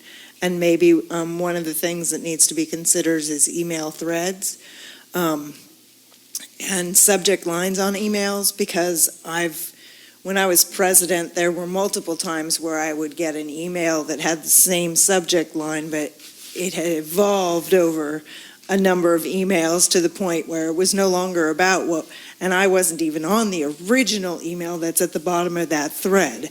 So I think threads is something we need to be looking at, whether we save that entire thread or just the but I appreciate all of the information that's in here, and my suggestion is we refer this to the policy committee for their consideration, and then they can bring back something for us to look at that's not 7 different, which I totally appreciate. I don't want to be, and it'll be helpful, hopefully, for the policy committee too. Vice President Stidel. I feel that with the information in the staff report that was brought to us, a lot of it that I believe was provided on behalf of our legal counsel, that there is plenty of information here that defines what the legal requirements are, the segregation of identification of statute versus other manners of record. The thing that I think that this all boils down to is being able to clarify for the staff and establish an email management policy. And by doing that, and by putting some parameters around defining what would be considered a record and something that should be kept for reference. I think the other thing is that people need to understand that Outlook, which is the email application, is just that. It's an application. It was established to receive emails and send emails, and it does allow users to save emails for more than 30 days within the Outlook environment by flagging them. But that's more of a planning tool, which Outlook can also be for planning your business, to going back and asking yourself questions about things, or for using it to prompt. So that doesn't have anything to do with saving documents for another reason. The other piece of managing the email management policy, I think, will be to define once an email content has met the parameters of being saved as a record, whether it's something about saving the email or saving a hard copy. And the hard copy being filed specifically with the subject matter that it's addressing, or be linked to it in some way like that. The other thing would be in the saving of an email, it's something that's saved outside the Microsoft environment, so it's saved within the drivers of the district data. And those would be my comments, and I do think that it does need to go to the policy committee for definition, and maybe outlining some of those things we should consider for the email management policy. All right, thank you. I don't see, oh yes, Director Howell, excuse me, Director Pearson, pardon me. I would like to see this go to the policy committee, absolutely. And as Mr. Carmel said, the retention policy that we currently have is way out of date and needs to be updated also. And I think those two need to be done in concert with one another and should be sent back to us at the same time for our consideration. So,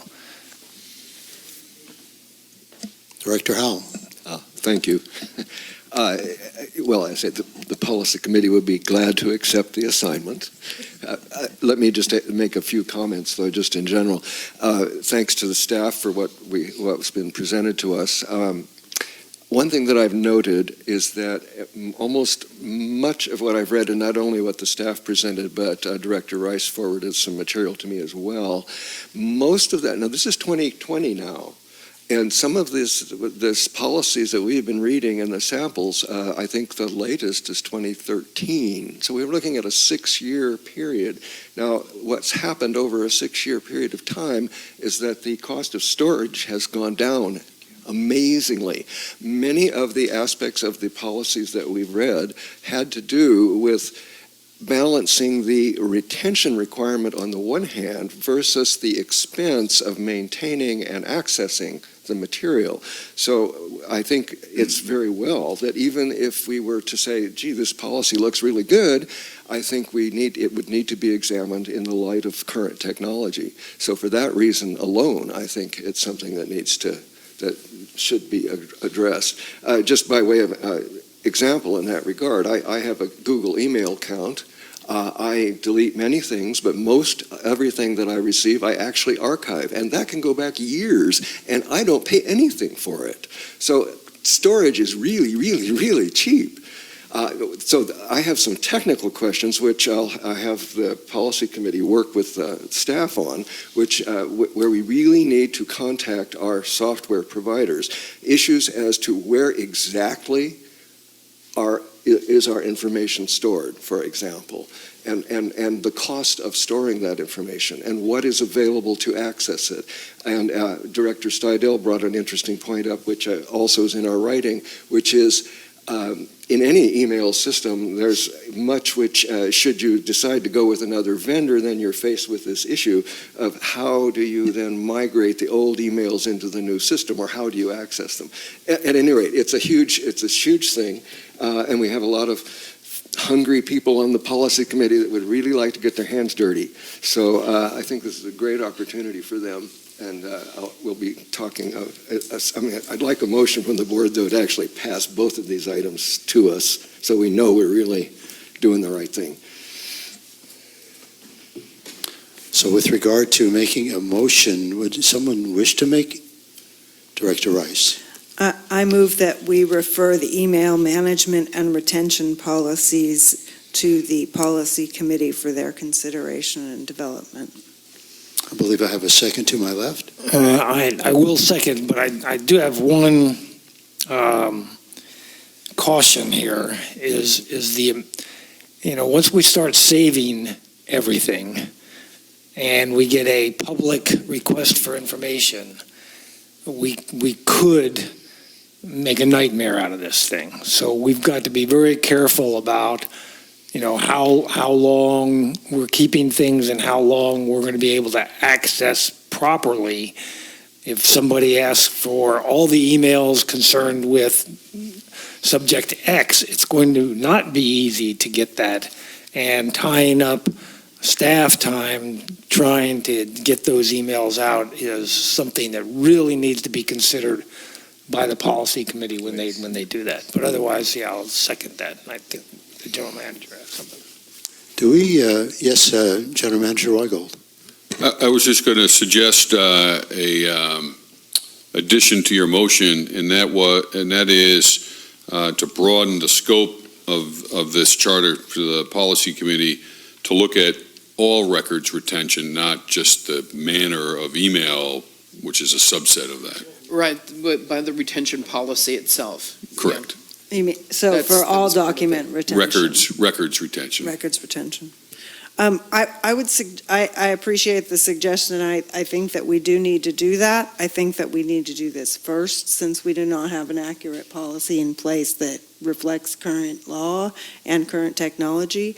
And I would say that we can assign that off to the policy committee once we get this one done. I don't want to be overloading them, because I do This one, you mean appreciate the email or the email specifically. The records retention policy was reviewed in 2013, I believe, and updated at that time, but there has been changes, and we definitely should be looking at it again. But I think right now, unless there is some other urgent need I'm missing from the general manager's request, I think that we do this first and then the next. Mr. Carmel? Yeah, I think splitting them apart is pretty important. Records retention is largely statutory. There's not a lot of discretion involved. It's really just getting in place the codes, if you will, and breaking them down into and compartmentalizing them. And typically, they're actually done by consultants. They're very expensive. That's probably where we need to be in this time. I mean, we really do have a records problem, I think, in terms of destruction. We're overloaded, and we do need to put something in place that will allow us to relieve ourselves of a lot of these documents that we don't need anymore, legally anyway. So I do think breaking them apart is probably very smart. So, Mr. Carmel, did you just say that we need to have a consultant to see what records we retain and which ones we throw away? Did you actually say that? No, I didn't say that. I said typically these are prepared by consultants. Oh, okay, thank you. We could steal them, but most of them are copyrighted, and they're very long. Arroyo Grande's is about 200 pages, and it's quite complicated. I know it sounds ridiculous, but it's quite complicated. We should probably just look into it, see the cost, and perhaps we could do it in-house, but it's a pretty big project to take on a full records retention policy, if you will. Well, sticking with the item that we have here right now with regard to email retention, we have a request to speak from the person, I believe, who first made this kind of an issue that has been hanging around for a while. So I have a request to speak from Mr. Paul Nugent.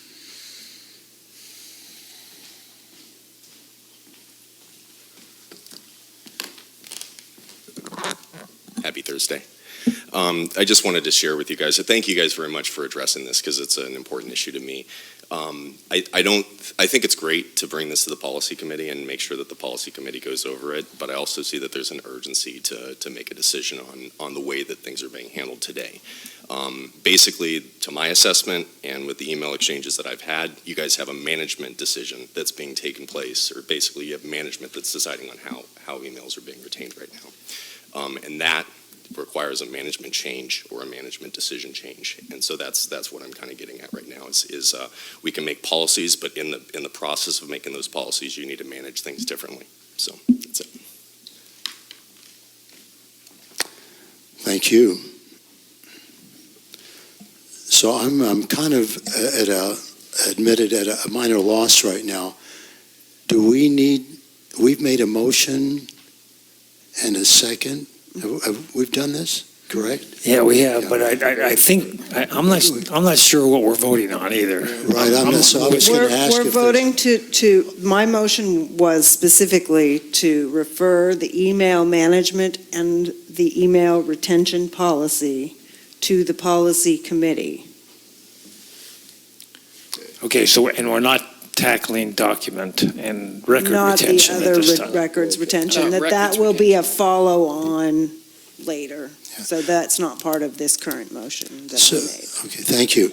Do we actually need to take a vote on this? There's a motion. Okay, thank you. Committee, yeah. All right.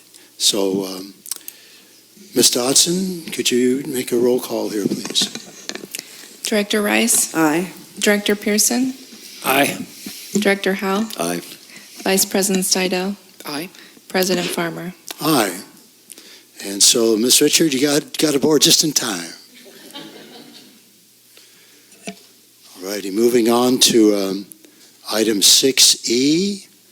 And by the way, before I hand this off to the general manager, Jerry McKinnon, Jerry, you handed in a slip to speak on general comments, which I believe would be public comment. And public comment, it will come at the end of the meeting after we've finished all the items that we have on the agenda. So if you want to stick around, I'll make sure to call on you at that time. I hope that's okay with you. So like I say, moving on to item 6E, and General Manager Weigold. Yes, Mr. President, agenda item 6E is discussion and consideration regarding tasking the Resources and Infrastructure Committee with researching off-site water storage possibilities.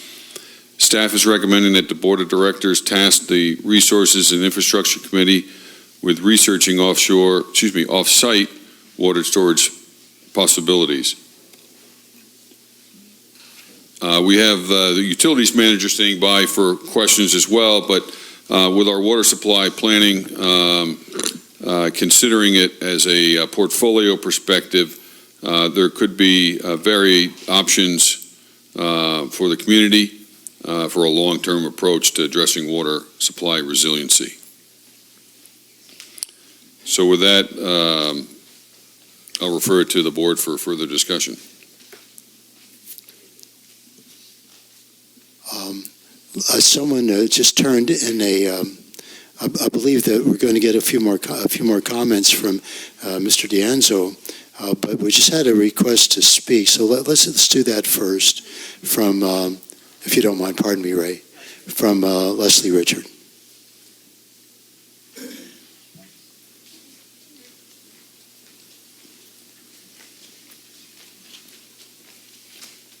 Leslie Richards, sorry.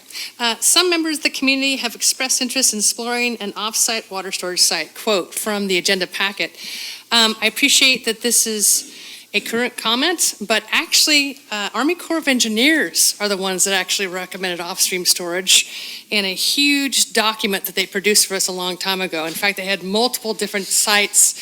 So this was done by Army Corps of Engineers as a combined project. So this is not a new situation here. It's not just a few members in town who think it's a great idea. This has been on the books for a long, long time. So I just want to remind everybody that Kathleen Anderson and I had long conversations about off-stream storage in 2014, 15, and 16. She was the head of Army Corps of Engineers at the time that was responsible for this project.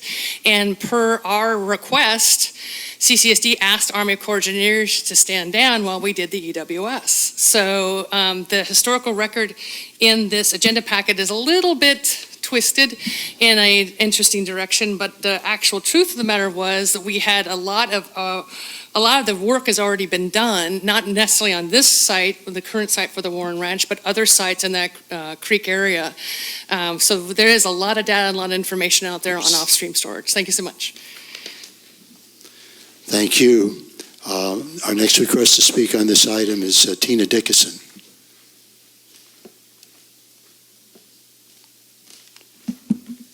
Thank you. I'm a little confused. I thought we would have had the presentation first by Mr. D'Anzo and then respond. But as many of you know, if you were here back in 2013 and 14, when we had this terrible drought and in 2013, and it got to the point where the district said we don't have enough water for October of 2013, we're going to be short 19 acre feet. Well, that was in September of 2013, early September, after the board had said in August, in the next meeting, September, we're going to hand out up to 20 intent to serves, still in a moratorium, still Water 350 code. And I thought, what? So I got to work and I thought, what can I do? What can I do to do something about this water mess?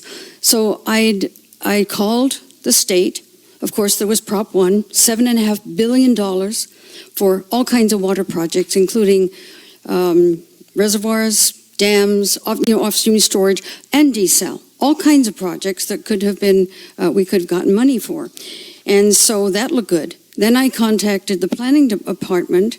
I met with a planner. He said, if you could get your board to move on something like this, we could get it done in 2 years.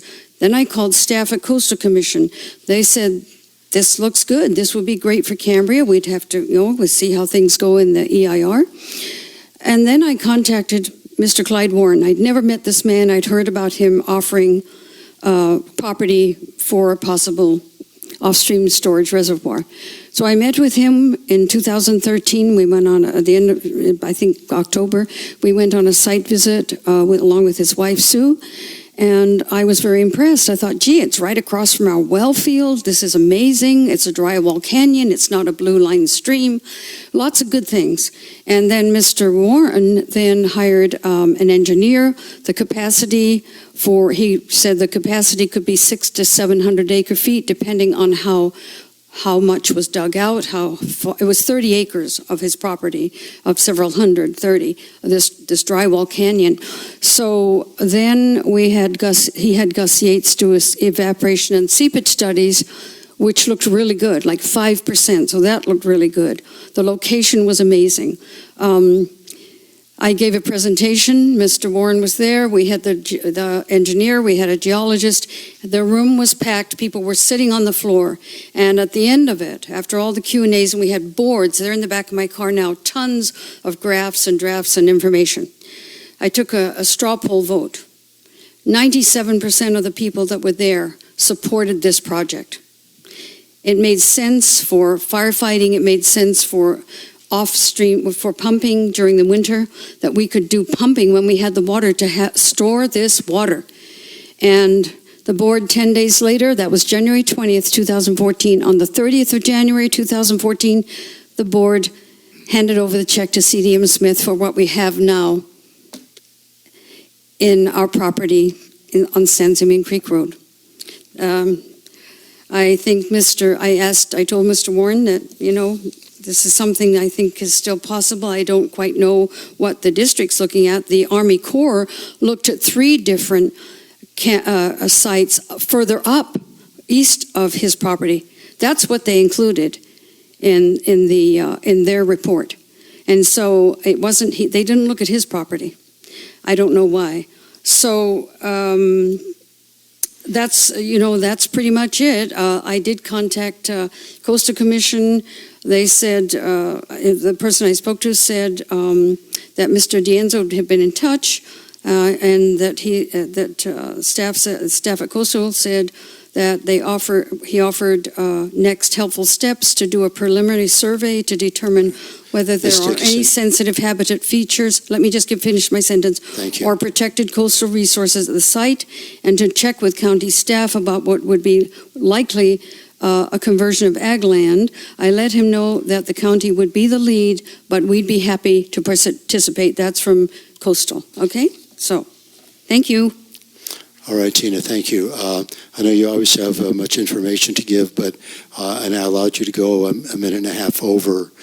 So just be a little bit more conservative in your thoughts sometime, or in your speaking, if you don't mind.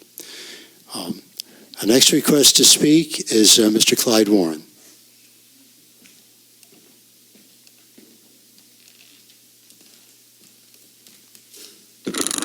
Thank you, Board. I just wanted to let you know, since Tina covered everything, she could have my minute and a half.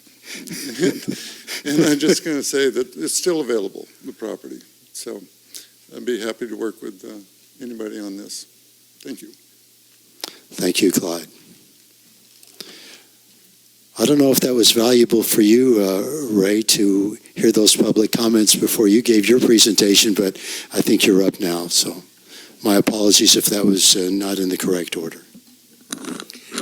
No, there wasn't going to be an official presentation. I wanted to clarify, some of the things that I wrote in this staff report. I apologize if it seemed like I twisted anything. That wasn't my intention. And I came into this project kind of new.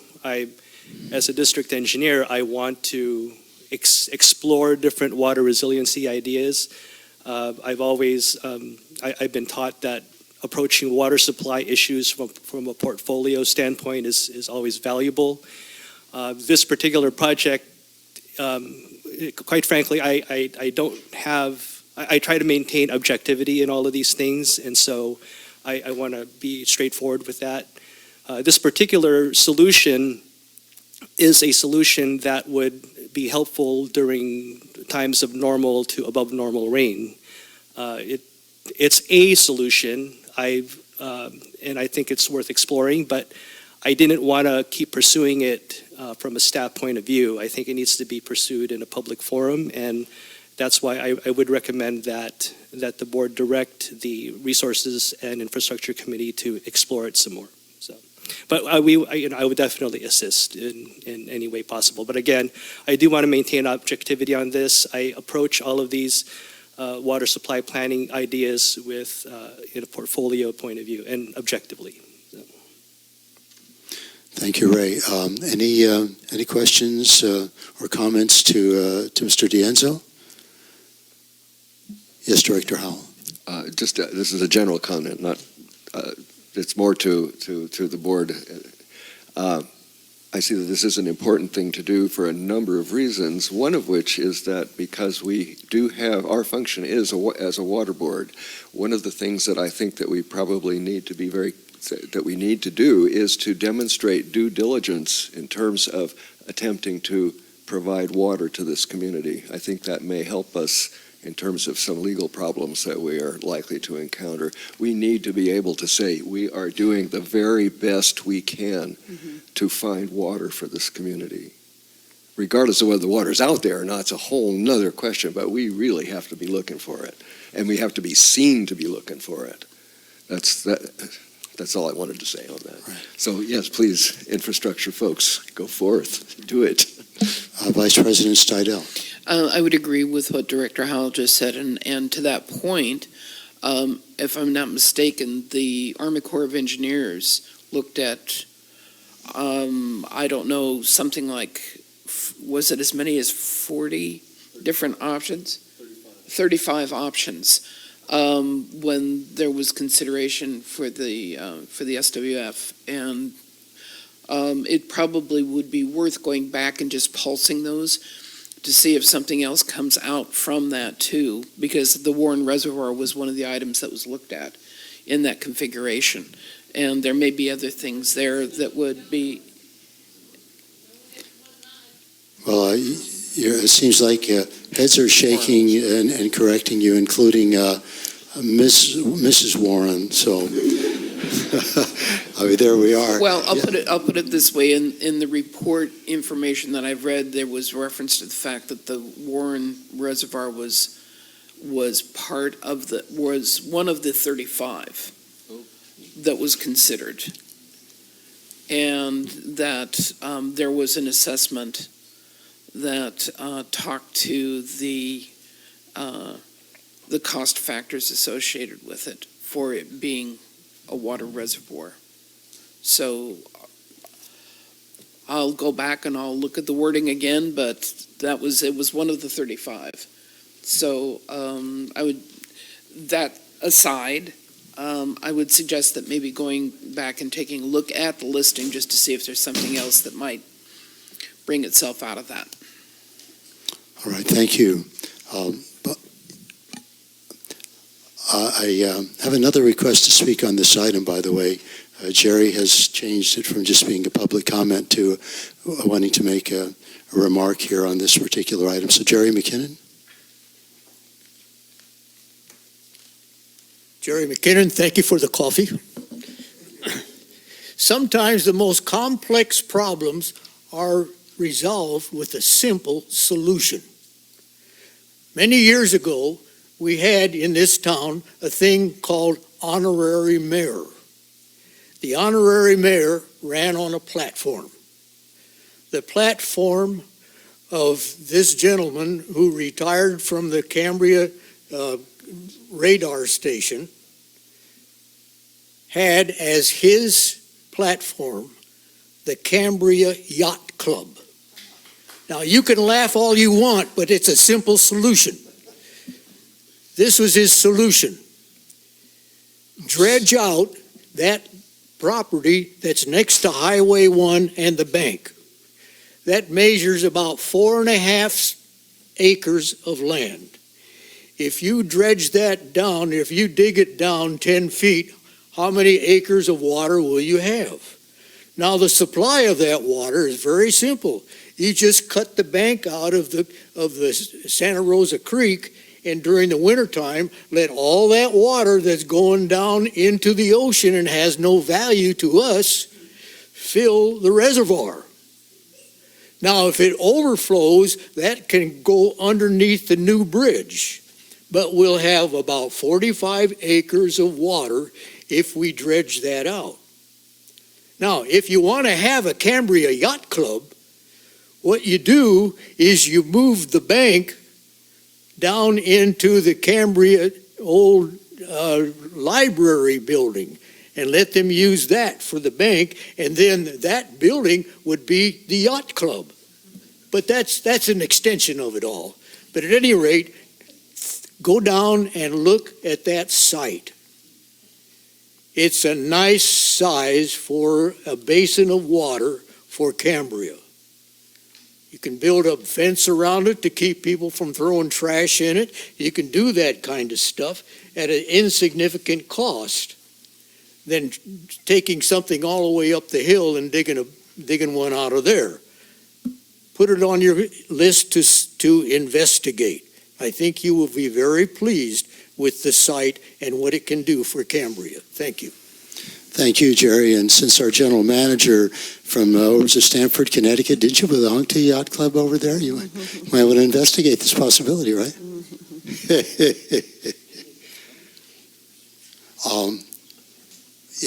I didn't hear you there, Vice President Seidel. No, that's okay. All right. If I could just, I don't want to get off track here, but obviously we're handing this off to the R&I committee for, yes. I have some Director comments to Rice. make before we do that. Oh, okay, excuse me, I didn't see your light. I'm sorry. It's not a I'm problem. so far over here on the whatever side this Nothing is, to be depending on sorry which way about. you're facing. Is she on or? So the first thing I'd like to say is I do not support doing this. I do understand that off-stream storage could be a potential source of additional water for this town, but I am concerned about permitting to take additional withdrawals from the creek in order to fill it.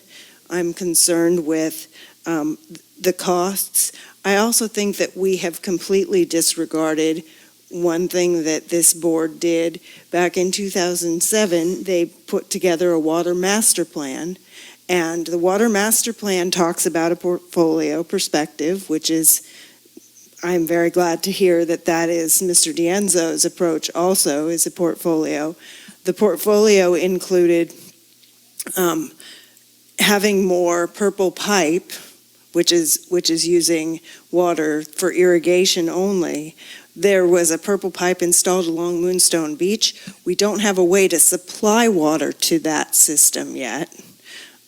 We kind of did a pseudo irrigation when we opened up in Santa Rosa Creek, the extra well during the drought, that people could go down and fill up their containers with that water for irrigation.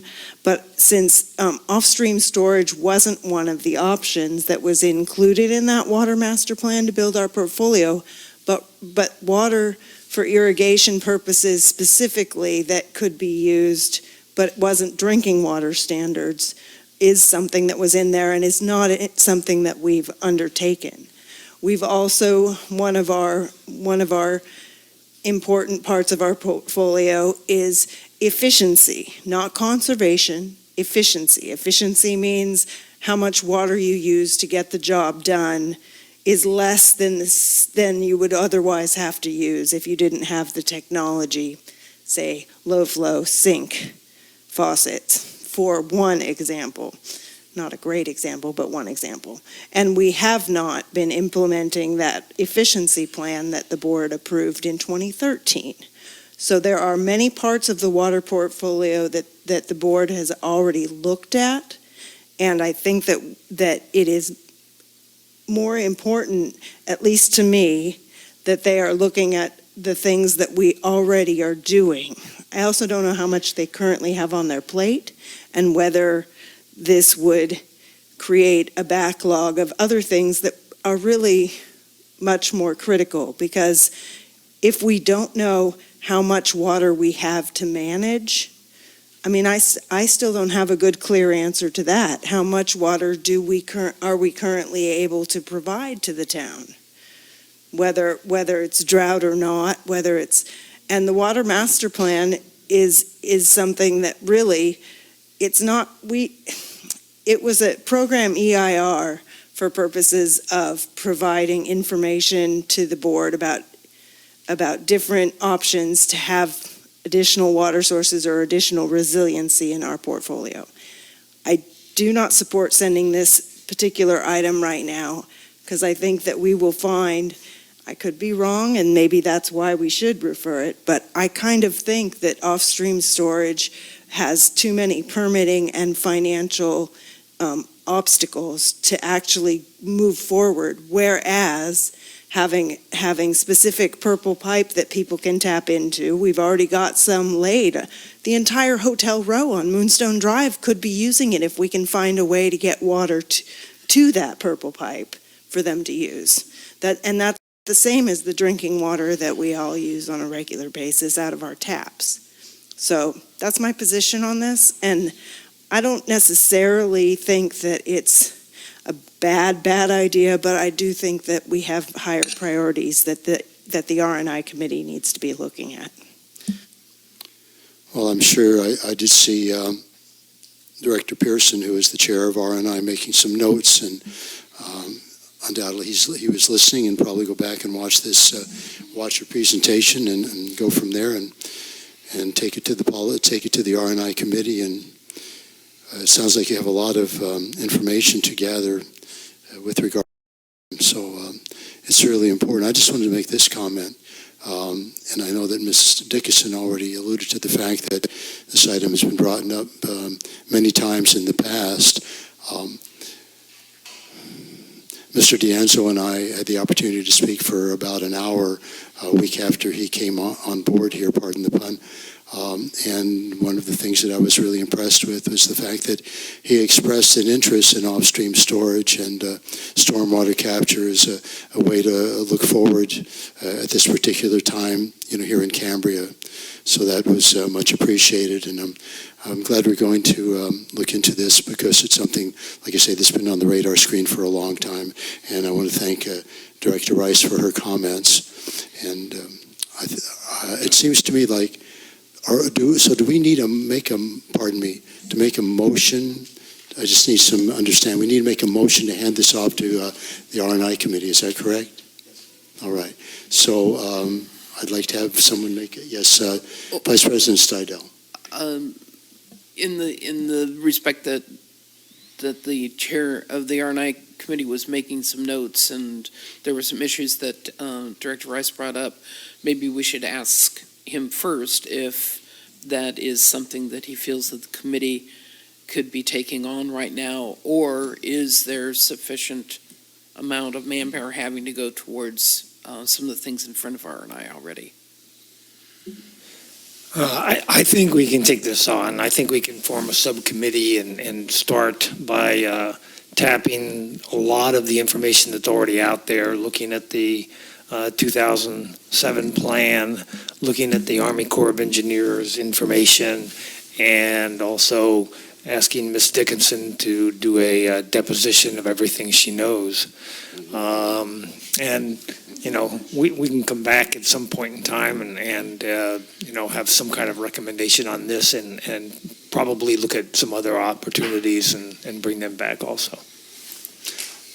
Thank you. I just saw Ms. Dickinson making a comment that maybe we could have a workshop, and since this is obviously a really serious item with regard to the potential, this could be with regard to the future of our community and getting an additional water source.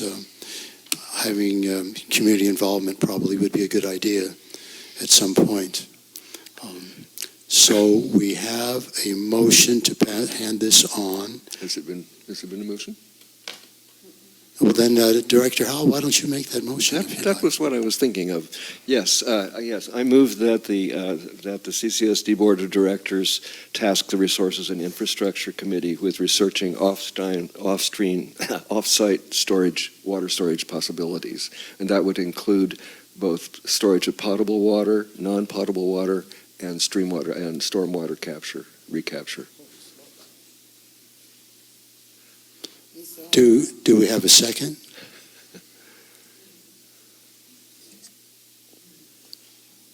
What were all of those again? Well, we could leave that off. Just let's keep it simple. Sorry. I'm going to repeat it. Use the KISS method. Sorry. Yes. I'm going to repeat it to keep it total simplicity here, directly out of our thing here. So I move that the Board of Directors task the R&I committee with researching off-site water storage possibilities. Do we have a second? I'll second. All right. So before we go on with taking a roll call vote, we have one more request to speak on this item. Ms. Karen Dean.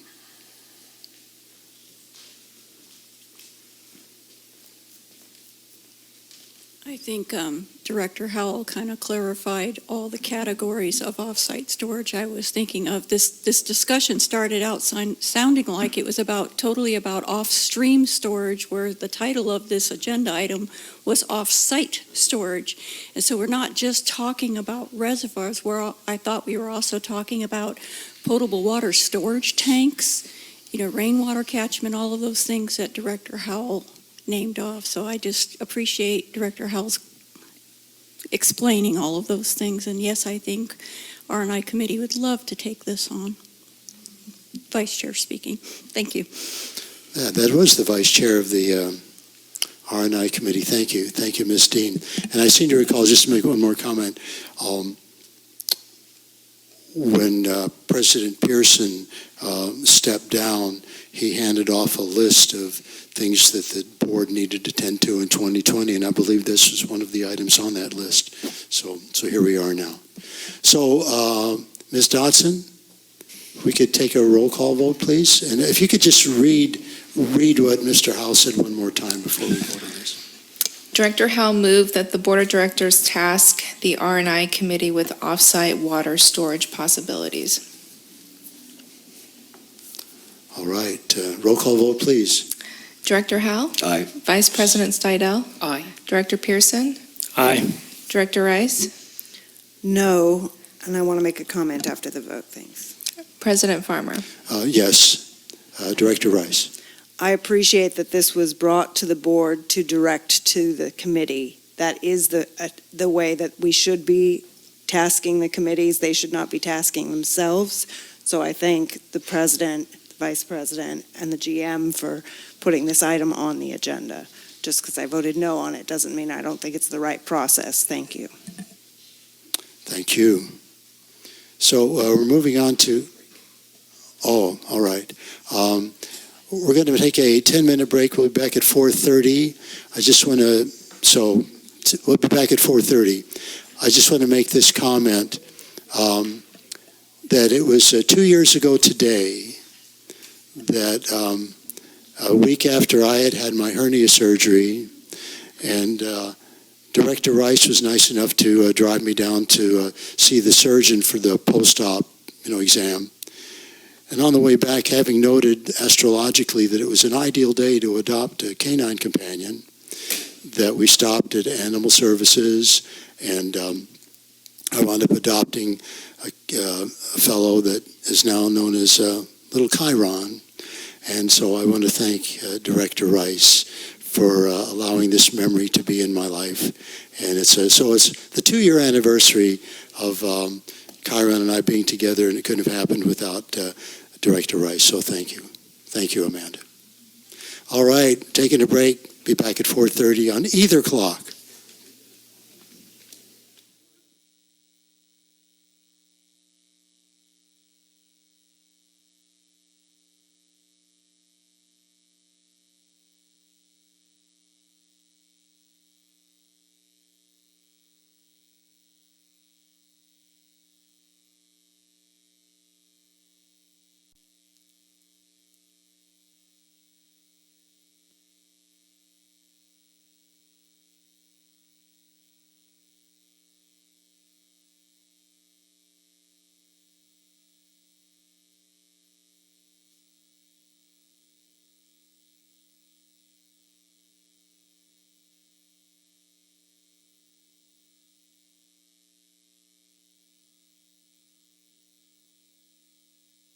No problem. Thank you.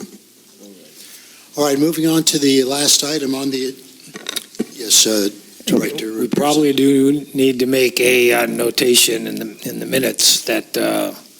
Ms. Rice. Director Rice. Yeah, Director Rice. Well, she did point out that she would have to leave early, and she has. So we still have a quorum. But we're down to 4 directors now. Thank you, Director Pearson. So moving on to what is now the final agenda item, number 6F, and General Manager Weigold. Yes, Mr. President, agenda item number 6F is discussion and review of the status of the Van Gordon Creek property and consider options related to the same.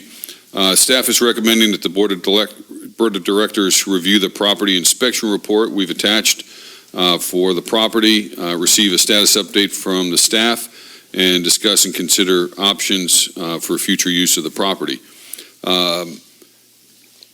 As you saw in your package, we have received the report back from the home inspector who inspected the home back in December and assessed a number of items for the property.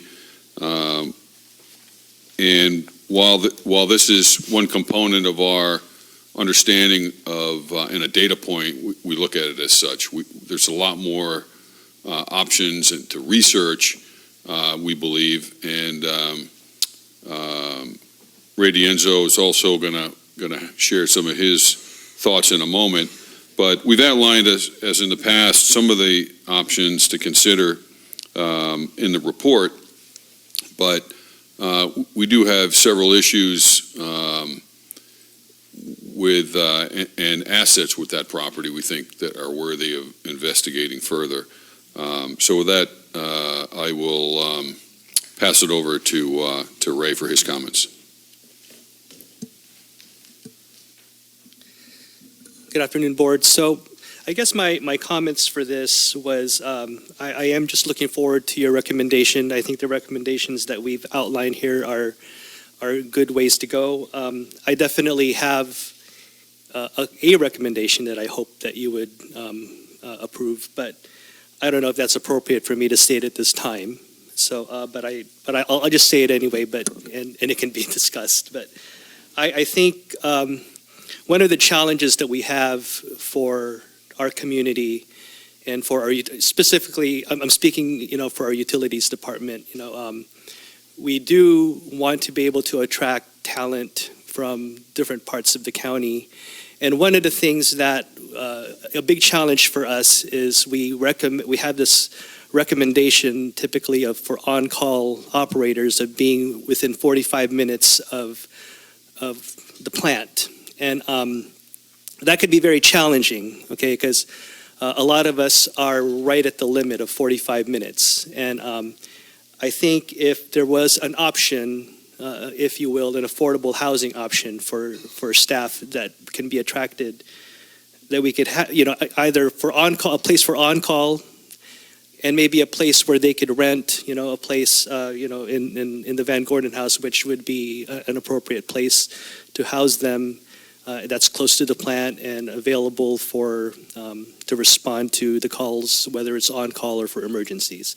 So, and I don't necessarily say that option number 2, we have renovate, and we have option number 3, demolition. I think a direction for a combination of some of these things, it's definitely something that I think it's worth investigating. So anyway, I'm looking forward to just hearing discussion on this and going with your whatever recommendation you decide. So. All right. Well, thank you, Ray. So let's just open this up for discussion by the board and Vice President Steidel. After having read the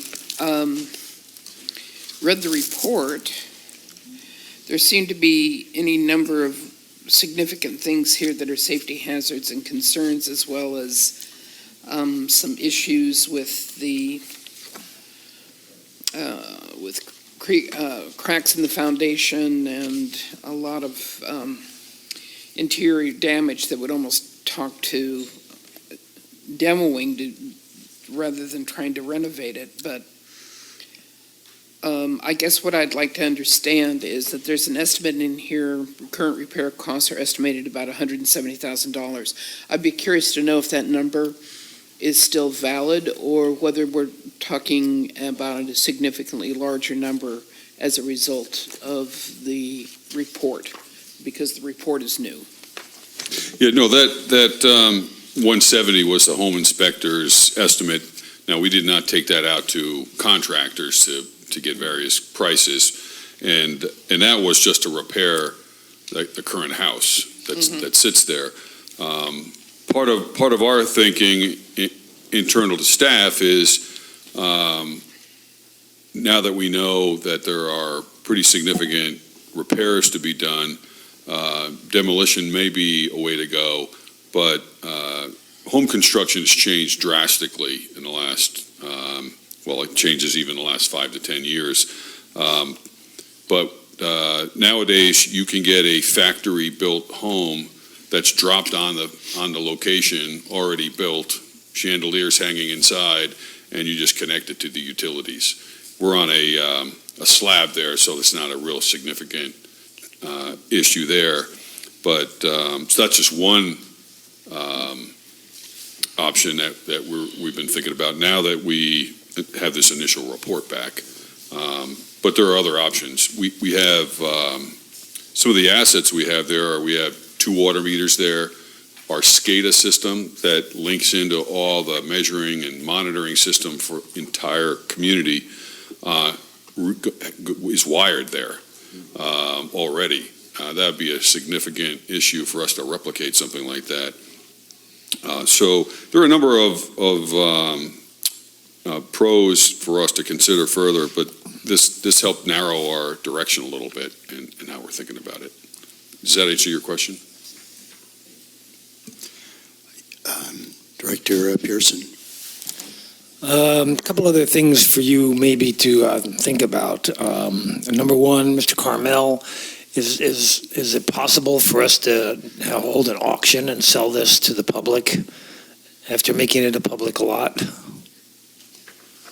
We'd have to deal with creating a lot for it, but subject to that, yeah, sure. Okay.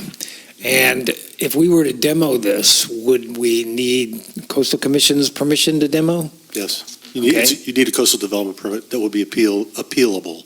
It may not be appealed. And the same thing with placing a new manufactured home, that would also have that same issue, right? Right. It may stay at the county's level because that's not necessarily that controversial. Right. But it's subject to appeal. Yeah. So all of these things need to be taken into consideration, and I think that it's a good idea for you guys to go back and think about it, especially that Ray's got some more ideas, and maybe come back to us in another 4 months or something like that with a better plan. Thanks. I have a request to speak on this item from Leslie Richards.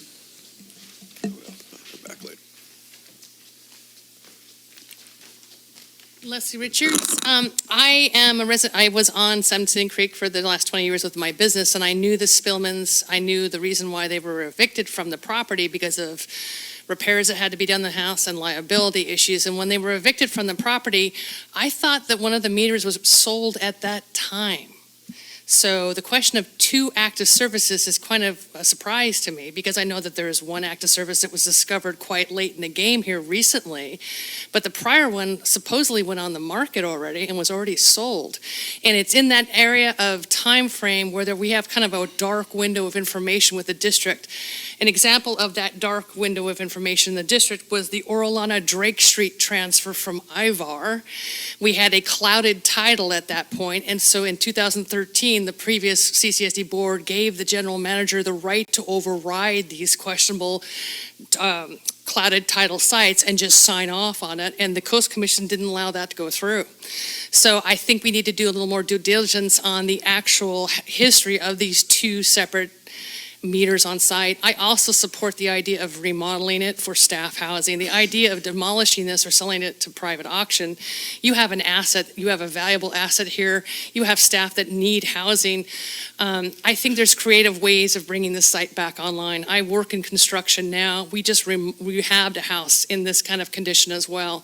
It sounds like it's a huge endeavor, but $170,000 for a functional house is actually a good deal.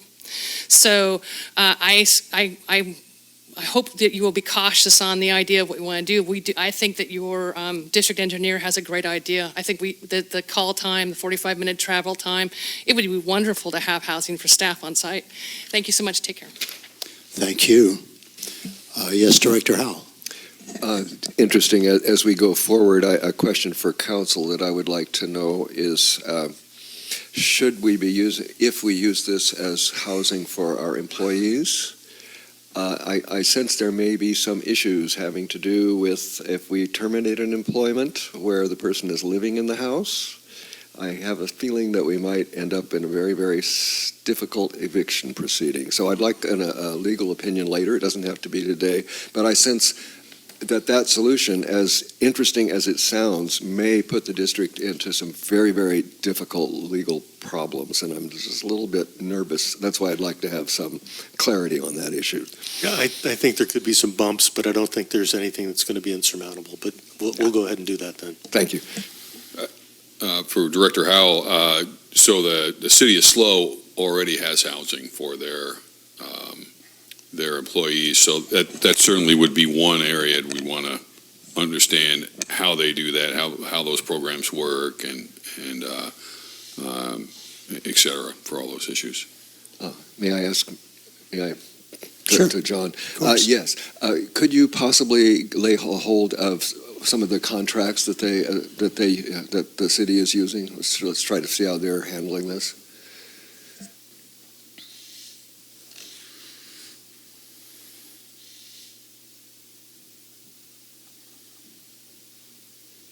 Oh, it doesn't look like any further comment is being made here, pardon me. All right, it's Vice President Steidel. Rather than the idea of it being a single residence for someone associated with staff, are we talking more about kind of, for lack of a better term, kind of a bunkhouse environment? So it's on a rotating basis of whoever might need access because of their being on call for business, and you'd almost operate it in a way that some personal effects could be kept on site, but have their own assigned space or whatever. It's just a lot more functional than the idea of a singular assignment. Absolutely, that's right in the meat of our discussions. Is thinking about it's not put this existing house aside. It's a property, and so one of the ideas we're kicking around is to have sort of a dormitory style where you have a common area, kitchen, living room, and with living spaces that are connected to that to accommodate 2-3 people, perhaps. We'd have to investigate what that entails. Well, if nobody minds, I'd like to put in a comment or two. When I was considering this item here, what to do with this particular site, I think the first thing that popped into my head is, what is there a lack of? What have the various businesses in town been talking about? And that's the need for low-income housing in this community, because we have so many employees in the service industry that are having to leave the area because the rents are getting higher and there are fewer of them. So that was my first thought, is, like I say, providing low-income housing for people that work here.